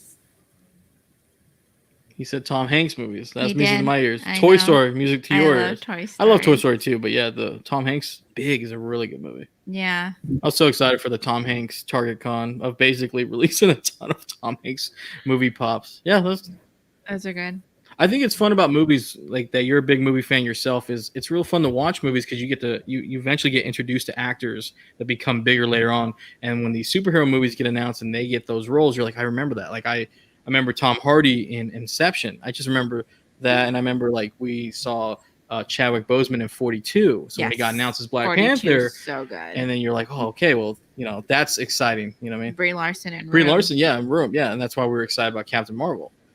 So yeah, I think that's the best part about cinema is you get introduced to a lot of great actors and actresses and stories. I think for us, we love like old Hollywood. Yeah. Like right off the bat, my top 3 favorite movies are Breakfast at Tiffany's because I love Audrey Hepburn, West Side Story because I fell in love with musicals when I was 8 when I first watched it, and I love The Wizard of Oz. Like those are right there, like my go-to 3 movies I could watch over and over and not get tired of. But then again, you watch like Inception with Christopher Nolan or the Dark Knight trilogy. Just you can keep going. I mean, movies are fun. They're magic. And I think that's the big thing we kind of started it is we started podcasting, talking about movies. And then from there, it's like, well, we love other things besides movies. Like, we love to travel. We started collecting Funkos. And then not only that, comic books, art. I mean, it's just like from there, it's like kind of everything. So people ask us, what is Tomorrow Comes Movies? Like, we're just a pop culture hub pretty much because we love so many different things and comics too. I mean, and we got a chance to meet so many other people that love the things that we love, and then we end up making internet friends. We have a friend in Houston that's become like literally one of my best friends because I can talk to her all day about pretty much anything, and it's cool to find other people that love the things that you love. Well, yeah, community like Funko Will that we line at ECCC, just a random conversation, and it turned out to be quite a friendship. Or Terrence that we met at Tom's Model, just striking up a conversation. He gave us some really awesome customs, and he's doing some great work. But also in Hollywood, we've actually been fortunate because Hollywood, it's an interesting place, I will say, but there's a lot of great people in there. Like we met somebody that I will name drop is Shanisha Adams Ginyard, which is the stunt double for Okoye. She was also the stunt double for Lupita Nyong'o and Us. Yeah, she's awesome person. Awesome. One of the first interviews we ever got, and we saw her again. We always see her at LA Comic-Con. Yeah, and she's always been nice to us. But she's just a really nice person. So yeah, that's the best part. And also meeting other people who do comics, like Mike DaCosta, who's the creator of Eliteware. We've met a lot of creative people. People. I think one of the coolest things is Patrick likes to pursue interviews, and so we got an interview with the voice of Pocahontas. Oh yes. How could I ever forget that? And like I was like a bumbling freaking idiot because that was one of my favorite movies growing up. All I could do is like giggle during the whole freaking thing because like I don't know what to say or do because I'm talking to Pocahontas pretty much. And that was the only time, AJ, that was calm and collective, and we got through that interview because I was I did it because Pocahontas is a classic movie, so you're kind of hoping that the big fan here would be. But she enjoyed you giggling. She thought you were adorable. Yeah. But I saw that Bee's popping real quick here. So what's your main line of Funko Pops that you collect most of? Mostly for me, I collect a lot of Disney. But My Hero Academia, I think, is one of my biggest lines that I have because I try to collect everything I can get of that. Star Wars, Marvel, anime. Right now, anime has been, it's getting scary. It's getting too many animes. It's a lot. But it doesn't matter. Still buying four. You're gonna be living outside soon. in my Funko castle. Exactly. Yeah, like people really enjoy anime a lot. Like, I was surprised that when after they revealed all the NYCC pops, like literally no Dragon Ball Z pops. I mean, that was surprising. It was shocking. I think a lot of people were doing the Return of the Jedi celebrating at the end because people were tired of Vegeta. Vegeta. At first, I didn't really know much about Vegeta when we first got into pops, but I have to say that they're fun. But yeah, there's too many. So this is actually a nice, refreshing experience now. There won't be a Dragon Ball Z pop. Is that weird? That is weird. Yeah, it's actually really weird. But it's nice to see that Naruto's getting more pops. Yes. And My Hero's getting more pops. Yes. And even Cowboy Bebop. That's really cool. That's really cool. I'm really excited for that one because I love corgis. And then the Juji Ito. Yes. That creator that we seen at a con. We didn't know who he was, but then I did not know. now we know why he's a big deal. Yes, but that I pop's do. really cool too. That's a really cool pop, yeah. Yeah, Dragon Ball's fine. They can sit out once. Just once. Just once. And then bring us back like 8 Vegetas next year. Okay. Chrome flocked. I don't care what you do. And you know, how did that come about when you first, you know, started going to cons, like for you to interview, you know, the celebrities, the actors, actresses? How did that come first about? Well, I mean, like, I feel like when you hit us up and you hit up other people, I felt like you were like, I want to do this. So I kind of feel like that's similar for myself. Was people would always tell me, you can't do this. You can't do podcasting.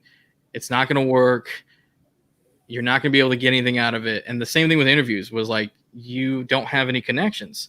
All I did, this is the truth. All I did was I found ways to contact reps, and I would just try my luck. And even Chris at the time, it was it's still to this day very it's still discouraging. really discouraging because you're putting yourself out there, and the worst thing that's going to happen is they're going to say no. Yeah. You know, and yeah, that kind of hurts, but I think the more you ask for the interviews, the more of a resume you're building. And then you can, okay, hi, you know, I'm so-and-so from so-and-so, and these are who I've interviewed so far. I want to do an interview with this person.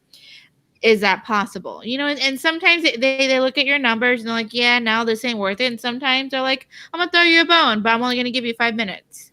Yeah, so at cons, what I would do is I would go up there, and the thing about me, no matter what, I always feel that if they're going to give you the opportunity, you know, we would end up meeting that we would pay to meet. You know, we sometimes be like, hey, let's take a photo together because we're fans of this person. Yeah. So not only do we want to do the interview, we want to buy something with you, for you, or take a picture with you, or do something. If you're going to support, you want to support them, but you also, if they're going to give you a little bit, give back as well, because I mean that is time. They are, you know, they're taking time out of their day to do something, and they don't have to do interviews. That's one thing I learned is, and sometimes we've had better reception because sometimes a lot of times you go to a con, they think that you're only there to benefit yourself. So when they find out that you're a fan, they're gonna, you know, and they know that you really care, because sometimes they, you know, a lot of them will do their research too. They'll check you out real quick. They want to know, and you get a better reception. And a lot of times we've had a lot of success because of the fact that they know we're fans. Like Miley Flanagan, the voice of Naruto, knows that we are fans because we got Pop signed,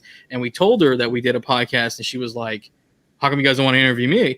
And Chris is like, well, we're about by that. the way, I actually was going to ask if you signed my Pop.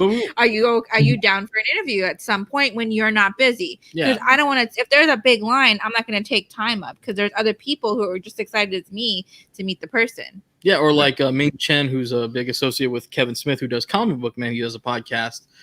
Ming was actually, I believe, one of our first interviews as well. Always, no matter what, we would show up at con. He's like, "We do an interview," and I'm like, "Okay, yeah, I'm up for it." So whenever you're not busy, yeah, obviously you got to work with their times, but I just feel like if you want the opportunity, just take it yourself. Worst case, they say no. And the truth is, it's better when there's no middleman. If you just directly talk to them, sometimes you have a better luck. But you should always try.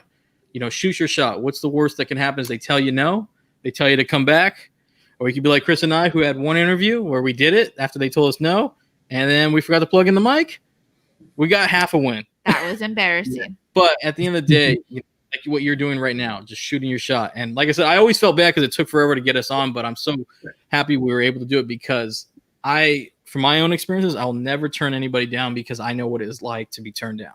And besides, anyways, this interview, I'll be honest with you, this is the first time we ever did live. This is actually a lot of fun. I've never done a live because we're terrified to do it. I'm always nervous to do a live just because like I get so like tongue-tied sometimes. It's kind of fun. I like it. And also, shout out to Beespot. They're talking about art prints at cons. They're so amazing. We were just hanging them up. Oh my goodness. Yeah, we're in the middle of just like removing things and framing stuff finally. And it's like we got the little Black Panther artwork that we got 2 years ago, right? 2 years ago. It's been in sleeve for like 2 years. It's time to hang up. Oh, I'm so excited.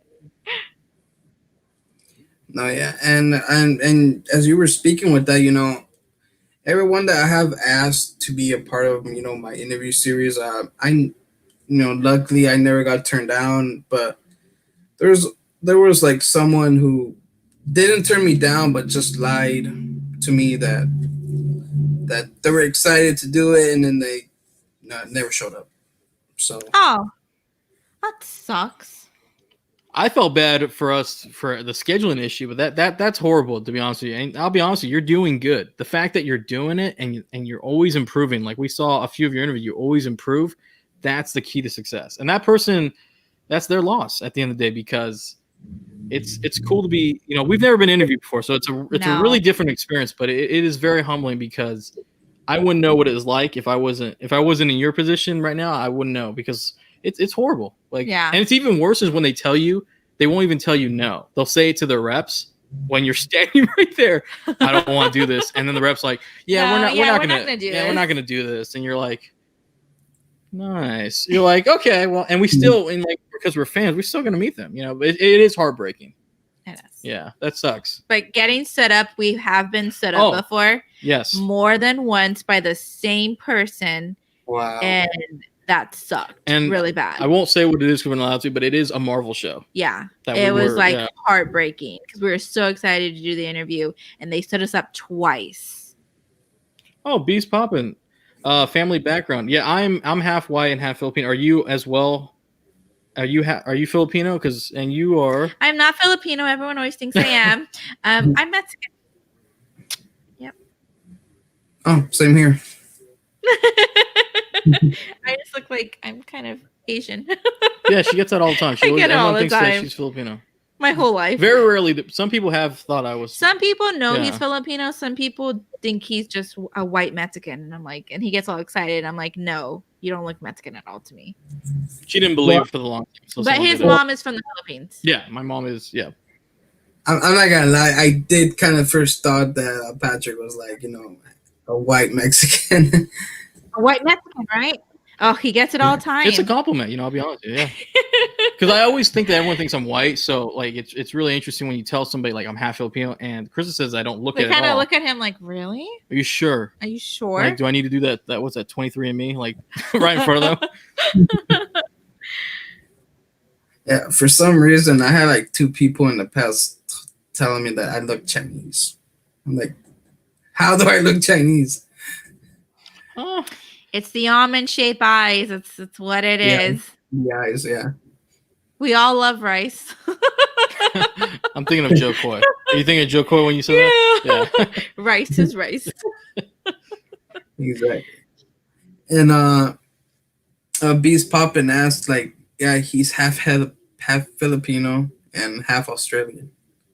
Oh, wow. That's an interesting combation. That's cool. My cousin is British and Filipino. Yeah. It's always fun to have those conversations.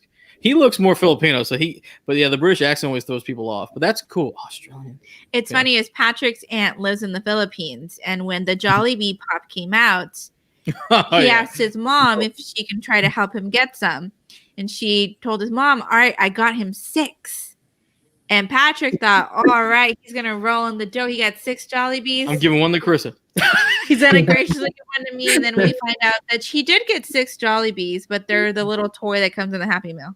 But it was a blessing in disguise. It was. Because one of them came with the Merlion. Yes. And I ended up getting that pop. Yes. So we have like little Jollibee figurines everywhere. And we love eating at Jollibees. It's so good. Yeah. If you haven't ate there, check it out. You have to try it out. It's very good. Mango peach pie, all the way. There's a reason why it's getting a ton of pops. Yes. Yeah, I mean, I don't even know if there's a Jollibee's anywhere near me. I think there's one in LA, I think. If you come out to LA Comic-Con, we'll go to Jollibee's. Yeah. I haven't been to that one, but I like to. I think they have a statue. I think so. Yeah, I love the Jollibee merchandise. Yeah, I mean, I don't even know if LA Comic-Con's going to happen. At least. No, most likely not. It'll get pushed back. I'm preparing for next year. We'll do it next year. Yeah, I don't think no con will happen this year. It's funny is we have a video, like we have a whole Vegas week. We've been holding on to this, like our last con. Yeah. And we've been holding on to it like a while. I think we're just going to finally release it because I think that was truly our last convention of 2020. We had con blues, and I feel like people were pretty bummed with things going. So we didn't want to put it out, but now it's like, well, everything's kind of back to normal, right? Kind of. You can see what life was like back in March. Because it wasn't that bad back in March when we went. No, yeah, like I mean, it just sucks, the pandemic had to ruin everything. Like, I remember how it first happened with me. Like, um, it was like a Sunday. I went to the movies with my friend. I got to get in free because I was working there, and I noticed like one of the assistant managers. She was cleaning everything, and I was like, oh man, I think something's about to happen. And then the next day is when I got a call from the manager, and I was like, yeah, we're shutting down.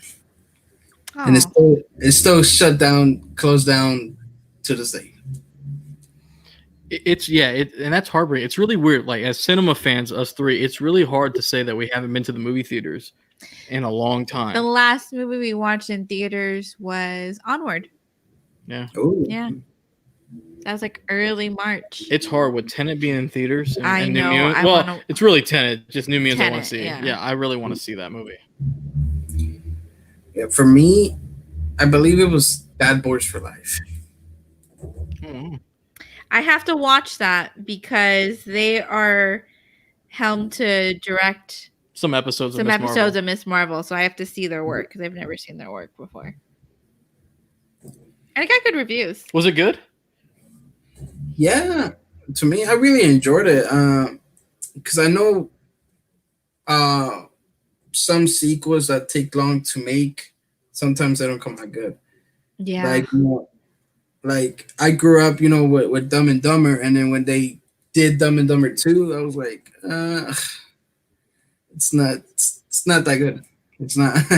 It was like dumb and a little bit more dumber than funny. So I was like, We didn't see that. No. Yeah, we skipped. I seen that prequel, Dumb and Dumberer. That was really with Shia LaBeouf. that I was think really is stupid. really Yeah. bad. Yes. Did not like it. yeah, but Bad Boys for Life, it was a really good movie. Really watch it when you get the chance to. It's on the list. Yeah, like for me, throughout the years, I have bought so many Blu-rays. I still have yet to see every single one of them. Like, most of them are still in the shrink wrap, the wrap and Yeah. whatever. And like, it's just like it's just not having time, or like just sometimes being lazy and like, or just like they're right there. Why am I not watching them? I'm like, I will soon. I think we try to watch at least like 1 to 2 movies a week. Well, the pandemic, we started actually. I have stuff that was shrink wrapped for 10 years. Okay, I'm not even lying. And, Yeah. And so the pandemic, it's not a great thing, but No. for us, it has given us a chance to revisit movies. Yeah. Yeah, I think that's the cool thing is being able to look back at a movie that Chris and I actually saw in 2011 and be like, wow, it's still pretty good. Yeah. Yeah, 2013, 2014. Yeah. It's just weird when you watch like the Marvel movies. And it's like, oh, there's no, is Black Widow going to go to Disney Plus or is it going to go to the movie theater? Yeah. I'm hoping it stays in the movie theater. I'll just wait till next year. Like it's gonna be worth it to sit down that theater and watch it. Yeah. Sorry about Mulan. It is what it is. It's gonna be free in December. Disney Plus. Are you ready? Maybe. Do you like watching? Do you enjoy the movie theater experience? Like, would you rather watch it in the theaters or at your home? Well, the first time when they would first come out, me and my friend, we would go like every Friday. Like I would like that. Yeah, I do love the movie, the big screen experience. But then when it started to come out on Blu-ray or go to like Netflix, Disney Plus, Hulu, whatever, then I would just watch them there. Like sometimes I don't go see the same movie twice in the theater. Only with certain movies. Like I remember when Endgame came out, I saw that movie 10 times in theaters. Nice. Wow. Wow. Yeah, how many times did you see Rise of Skywalker in theaters? Once. As a Star Wars fan, I took the biggest L for that. I said, "Oh, Rise of Skywalker's gonna be better." They know Star Wars has always got it. No, Endgame was the better movie. I don't blame you for seeing it 10 times. I think we've seen it like 4. Right? Yeah. Yeah, because I don't go past 4 except The Dark Knight. That was the only time I saw like 13 times. I've seen The Dark Knight. We were I worked in the movie theater. That's before you came on. I was like, man, it's free. And even to the point, even when I worked at a movie theater, I still went to another theater. Ask Chris, we actually went to another theater because I don't like being at my job anymore. So I would go to a different theater to watch movies. But yeah, it was good. But Endgame, I don't blame it. We only saw Rise of Skywalker once, right? Or twice. I think it was once. 3? No, there's no way. 2? Once. Remember, you couldn't deal with it. No, we saw it twice. We always at least try to watch a movie twice before we review it. And one, just to kind of do your initial reaction. And the second one, what did I miss in the first showing? It was a depressing, but Endgame, perfect ending for the MCU. Yeah, awesome at that time. Tears. No, yeah, I mean, sometimes I think it's good to watch it a few more times because, like, the first time I watched Endgame, I did not notice Howard the Duck's appearance.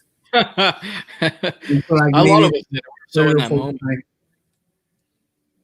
And so, like, it was the third or fourth time is when I finally noticed him. I was like, that's Howard the Duck right there. Yeah. Did you see it the first time? No. I was crying too much the first time. I see that Bee's popping there. They're still waiting for the Jolly Bee delivery bike. So are we. Yeah. So are we. And then also, theaters. The surround sound. You can't go wrong with that. Oh, we try to watch the movies. If it's in IMAX, we're going to watch it in IMAX. Dolby. If it's in Dolby, we're going to watch it in Dolby. We haven't tried the 4-screen one at Regal. Yeah. No. Yeah, but I want to. 3D, not much. I'm not a big fan of 3D. Only IMAX 3D. Even then, it's tolerable. The glasses don't fit my nose, and I have to hold the glasses like this, or then I just get a really bad headache. When Avatar 2 comes on in 2030, Avatar was so good. Or 2040, depending on how long it takes to come out. Shut up, 2040. No, ew. Look how long it's taken. That's true. Yeah, it's nuts. They're doing 5. They're doing 4 more. Wow. Yeah, I think they confirmed 4 movies for Avatar, 4 more sequels. And this pandemic probably didn't help the release dates. I'll be honest. No. I mean, what's your take on that? With James Cameron just being Avatar 2 is gonna take back the #1 spot that Endgame took. I remember he was all saying that on 9 and everything. It's possible because Avatar, when it came out, it was a game changer. I mean, it's a pretty good movie. I haven't seen it in a while, but when I remember, I have 4 versions of it on DVD, Blu-ray. Yeah. But the way it's taking forever to come out, there is concern that it may not be able to recuperate the same type of success it had with the first one. But who knows? I mean, if the technology is just as breathtaking as the first one, then it could do what? What you don't think so, right? No. You don't think so at all? It's been too long. They're going underwater. I don't know why that sells me. Underwater stuff, I'm all up for it. You don't think so? No. I don't know. Well, even if it doesn't work out, we're still going to get all 5 or the 4 next. Yeah, because they're already working on them. So I don't know. Yeah, maybe. I don't know. Movies have changed. It's not a Marvel superhero movie, so I don't know. And by the time kids see it, their parents are going to have to tell them, I saw that 20 years ago. I think the landscape has really changed for movies as of late. And I feel if you're not a superhero movie, I mean, unless you're a legacy Star Wars or Fast and Furious. It's an inside joke, sorry. I feel it's harder. You know what I mean? To do really well. I mean, Avatar was fantastic, and it was in theaters for so long. And we worked at the movie theater, and I hated that freaking movie because it was always busy every weekend for months. Up until April of the next year, I remember. Yeah. But I don't know if it's going to be able to retain the same success. I mean, it's James Cameron's a great director, so I'm signing up. But I guess I would say that. It's kind of hard to top the first one. It'll get all 3 of us in the theater, but to get the mainstream, which is just a casual film goer, it's going to take insane graphics, which I think you'll deliver on, but I don't know if it'll be as successful, but it should be successful. And if not, then Disney's going to take a loss. Sure. They own it. Yeah. Yeah. They own everything. They do. They're like Thanos with the Infinity Stones. But not as evil. Yes. Yeah, pretty soon Disney's gonna buy Sony, buy Apple. Like who didn't buy anything? Like it's like a friend of mine told me like last time. Right now Disney is such a huge money grabbers. Oh, yeah. This pandemic has shown that they got the face mask now of the child. They're they got to get their money. And people, it doesn't, at the end of the day, I mean, if you love Disney, which my eyes open when Chris watch a few YouTubers that just do everything Disney, people go down to the parks, they'll try everything. Me, not so much. No. I'll do all the rides, Star Wars merch, but like Carissa is willing to try everything at Disney. I am. I love Disney. You don't think Disney? You think Disney buys too much? You think like is there going to be a limit to like he said they buy Sony and they buy like at one point you're like no more. What's the point at that point? They own everything. If they buy the Minions, if they buy Universal, I'll be like that's enough. That's enough. Oh yeah. There'll be too much cuteness going on everywhere. Combining that with Mickey and all them, no way. I mean, to me, I love Disney as well. Grew up on it and everything, but like, I think with Disneyland at least, I don't really have like those urges to like, if I go on a trip, I don't want to go to Disneyland. I've been there already. To me, it's like just for me like a one-time thing. Not me. I would be there every weekend. Yes. On those teacups with my Mickey ears. I used to be like you, AJ, where I'm like, yeah, I've been there a few times, but the last time we went, I had so much fun that I'm like, I could do this. I don't know about every weekend, but I could do this maybe once a month. I can get my fix on. I still haven't done the Matterhorn that they redid, right? No. Yeah, I want to try that one out. Have you guys been to Disney World in Florida? No, we have yet to. Patrick doesn't want to go to Florida. Unless there's a convention, he told me. Yeah, I hardly ever do any travels without a convention. But yeah, I mean, we want to go to Disneyland. But there's also a lot of good cons out there that would give me the excuse to be like, let's go to Disney World. She wants to go. I'm a proud California person, so I'm like, yeah, we got everything here at Disneyland. But then she's like, they have Avatar Land. That's a selling point. Mm-hmm. And they have, I guess it's bigger, so as well. Yeah. Yeah, it's huge. Yeah, but Disneyland's still cool. It definitely is. I went there, when was it, like 2017 for a birthday. Yeah, like back in 2017. Wow. Like we'll go in 2023. 4 different parks. 4. Yeah. Mm-hmm. You have Wow. Epcot, Disney Kingdom, the shopping center, not Springfield, Disney Springs. There you go.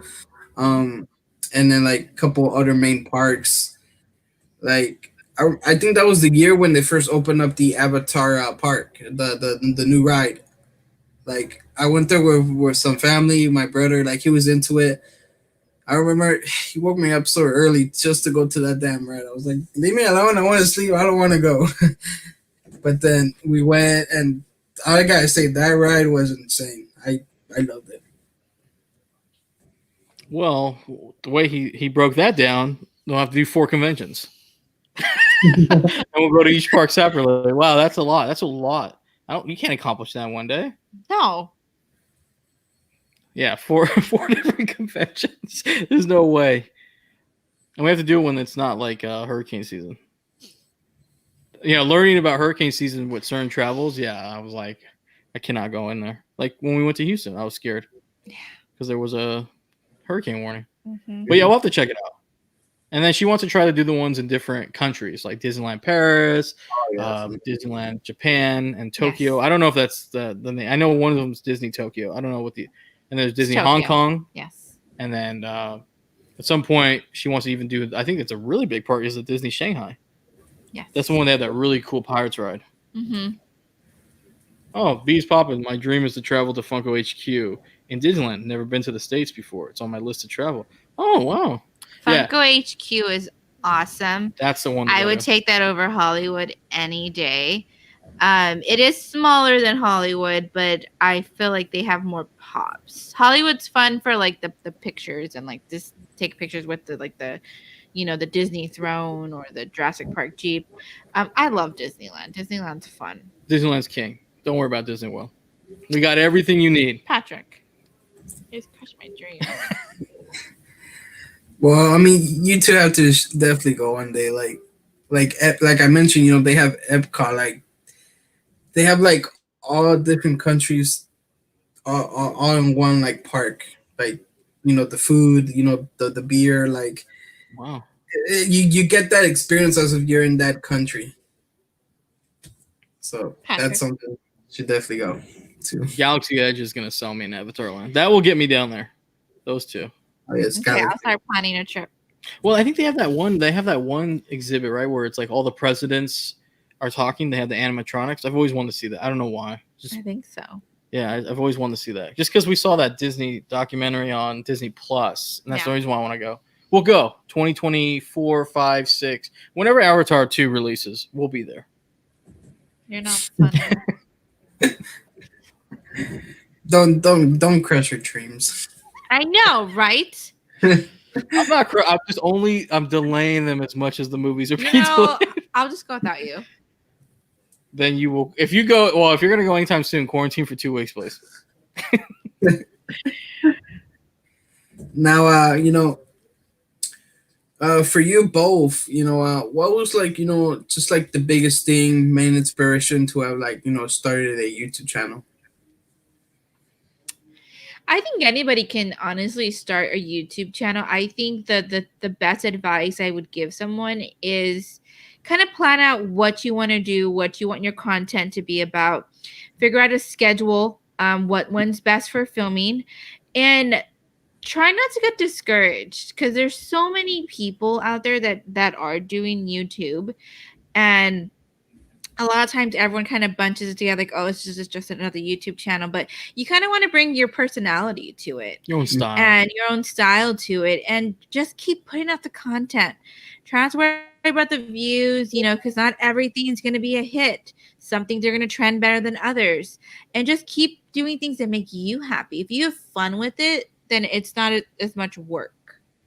Yeah, and I think we started our YouTube channel because we had seen some other people doing the Funko videos. And we're like, hey, we like doing that too. We could do that. But also we started the YouTube so that people could hear the pod. If they want to, some people, I guess, listen to podcasts on YouTube. So we started doing that. But yeah, I think Chris is right. Because we just took off when we started our YouTube channel. We didn't really plan as much as we should have. We just kind of just took off learning on the go and improving our equipment. And even to this day, we're still trying to improve our sound, our lighting, our aesthetics, our background. I mean, and it's just like, in the end, it is fun, to kind of do all this. And we've got to do so many cool things because of this, like a lot of the conventions that we went to last year, almost all of them we got to go as either press or media because of our podcast and our YouTube channel, and so that kind of incented more travel for us and to try more things, but also to improve, because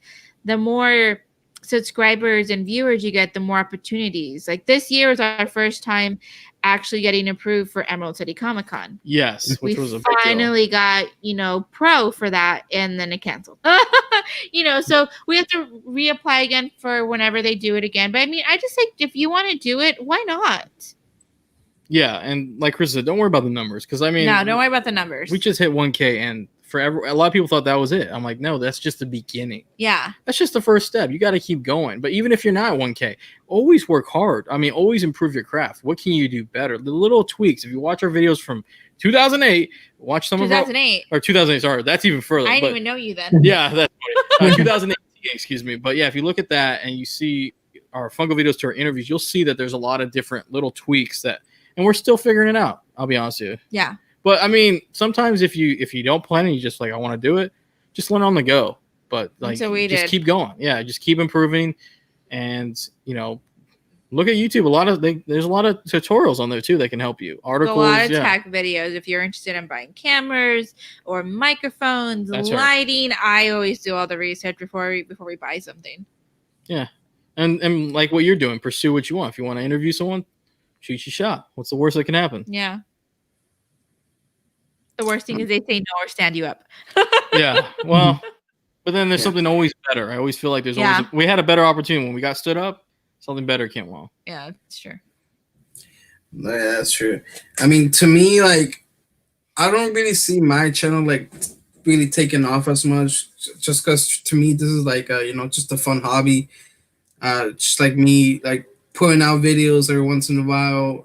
While I don't know why I said while, but um, and doing these interviews, it has all been fun to me. Just like all the support from every single one, and it just made me keep going because I remember when I first did my first video, uh, it had gotten like I think over 400 views, which kind of surprised me because I did not expect to do it for. I did not expect to do it for views or for subs. I just wanted to do something different with me for myself, with my life, and like I had a lot of people telling me, great first video, just keep doing what you're doing, and I did, and a lot of people still support me to this day, and like I still do videos here and there, but just not as much as when I first started out.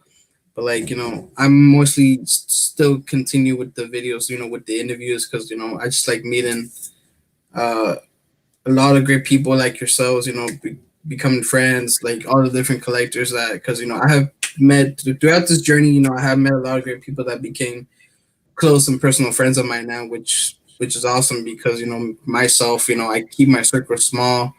I had a lot of friends become enemies or just didn't like know me anymore. They wanted to know me anymore, and I was like, I know who my real ones are. I know who my close ones are, and I just know where I can get at. Just keeping it small, and like I feel like the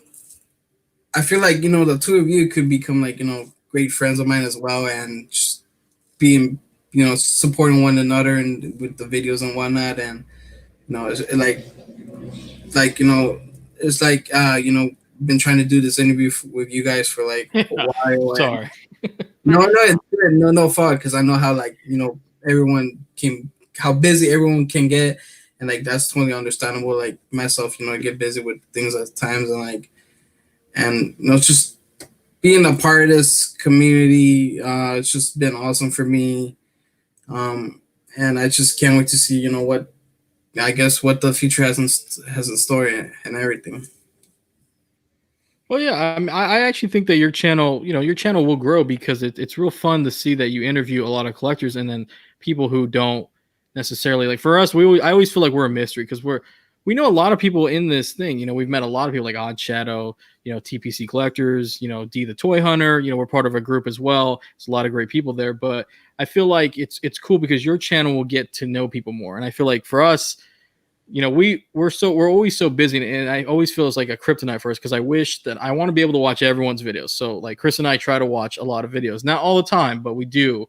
And I want to make sure that we're doing more of it because there's a lot of people, like we get a lot of inspiration from a lot of the YouTube channels, a lot of the fun collectors, because a lot of them have better stuff than us and it motivates us. But there's a lot of, it's fun to watch other people, like some of your interviews. You did one with Jerry Got Pops. It's fun to see some of the people that we've interacted with and we're friends with, and like, wow, that's cool. Like, you get to know them better. And I think that's what's cool about your thing is if you do a channel or if you're a collector on Instagram, you get to open us up and we get to kind of talk stuff. Like we don't really talk about our movies. Like we had this conversation. We just talked about Avatar 2. Yeah. I only have Avatar 2 conversations with people that are like, when is it coming out?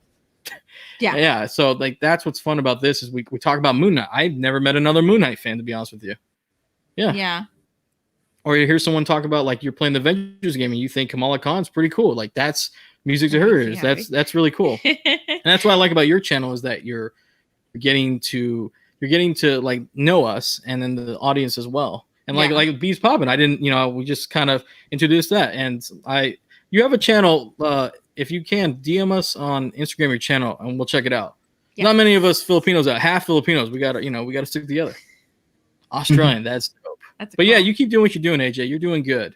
And I think that's the best part is every time that you're putting out a video or you're doing something, you're growing. You're growing, but you're doing it for you, and that's the most important thing. Don't do something for other people. Always do it for yourself. Now, when I say that, it sounds selfish, but I'm saying do it for you because your happiness is important. But you also should help others out. We've had a very great opportunities to help others out. Other collectors have helped us out. Yeah, that's the cool thing about Funkos. We would have probably never met anybody like even comic creators or actresses and actresses. Nothing. Yeah. It's a crazy world, and you'd be surprised like who you meet, like the ones like you have a lot of friends that you say you met through this. It's always funny is the ones that you end up being real close to, you didn't even know. I had a conversation with this guy named Terrence, and next you know, he's a really good friend, I would say. Yeah, he gave us some really cool cousins, but he was always nice. Every time we met him, great conversations. But you always think that's it. We're leaving Tom's model. I'm never gonna, because Chris and I, you know, we'll talk to people, but we never try to promote our stuff. We want to be organic. Yeah. Stuff, no. I don't know if that's a gift and a curse, but we try to be organic. We don't want to just throw this on people because we once did it and it didn't, you know, the people were like, I don't really care about that. And, you know, so Chris and I just have normal conversations. So it's fun to be able to, you know, reconnect later on. Like we met Terrence at LA Comic-Con randomly, just bump into him. We're like, hey, I know you. hey. And then, you know, it led on, and he's also Filipino. So it's kind of cool. Like, you know, like I get to meet more Filipino people because when I was growing up, there wasn't a lot of Filipino people. And then my mom was Filipino, so I don't understand this. We had no friends. All right. And you know, with that being said, you know, I believe we're about to wrap this up. So, you know, Patrick, Carissa, Tomorrow Comes Movies, really appreciate you two being on here. It was another fun, awesome episode, just getting to know you two more. What goes on in your head as collectors, as podcasters, you know, just doing all these awesome interviews you do, and like it's just been another amazing episode. And like, you know, like I said, you know, it was an honor having you two on because, like I said, you know, just been watching your channel for like a year and a half, and just finally got the chance, you know, to meet you two and like, you know, have you on, just have fun, have a hangout, and just talking about everything that, you know, we have a lot in common with. So it's been another fun, awesome episode. Excuse me, I can't talk. It's contagious Happens once I all start time. doing it. Yeah, Happens all the time to Patrick, I swear. yeah, multiple times. But you know, thank you for, you know, the opportunity. It was really fun to be interviewed, and we're honored as well because this is our first interview. Yes. And I'm glad we did with you because I feel calm and collective. I'm not getting all nervous like a normal. You know what I'm talking about? Yeah, it was an honor, and you keep doing what you're doing. You're doing great, and yeah, you know, our DMs are open. Let's talk Moon Knight. We can all day. I'm all day for Moon Knight, but yeah, let's talk movies and stuff. Maybe you can come on our podcast. We do some movie reviews and stuff like that. Yeah, we're always open. That's actually what he says when we do our podcast. Let's talk movies. Yeah, yeah, let's do it. Yeah, it'll be fun. But yeah, thank you again. And if you guys haven't checked out AJ's stuff, if this is your first time, definitely check it out. You're doing good, my friend. Thank you, man. I really appreciate that a lot. And I also want to thank everybody who tuned in, you know, TBC Collectors, Rob Molina, Valiant Dreamer, you know, Bees Poppin', and everyone who's going to watch the replay after we go live. And, you know, it's really means a lot to me. You guys checking this out, and just makes me do these interviews more and more. And, you know, because, you know, I just like meeting all the different collectors and just getting to know them. Been another fun, awesome episode, like I mentioned, and like make sure you go check out, you know, Patrick and Carissa. You know, I have their channel linked in the description, their Instagram as well. Go sub to them, go follow them. You know, all that good stuff. You know, they have awesome content, like I said before. You know, check them out. If you don't, then I'll just go to your house, like dread and grab you. I'm handing out Moon Knights left and right, but shout out to Bees Poppin' as well. You know, that was really cool to have them in the conversation as well. And of course, CBC and Rob and Lena. Wu-Tang forever. Yes, exactly. And you know, with that being said, this is AJ from AJ's Collectibles signing off. I'll see you on the next one.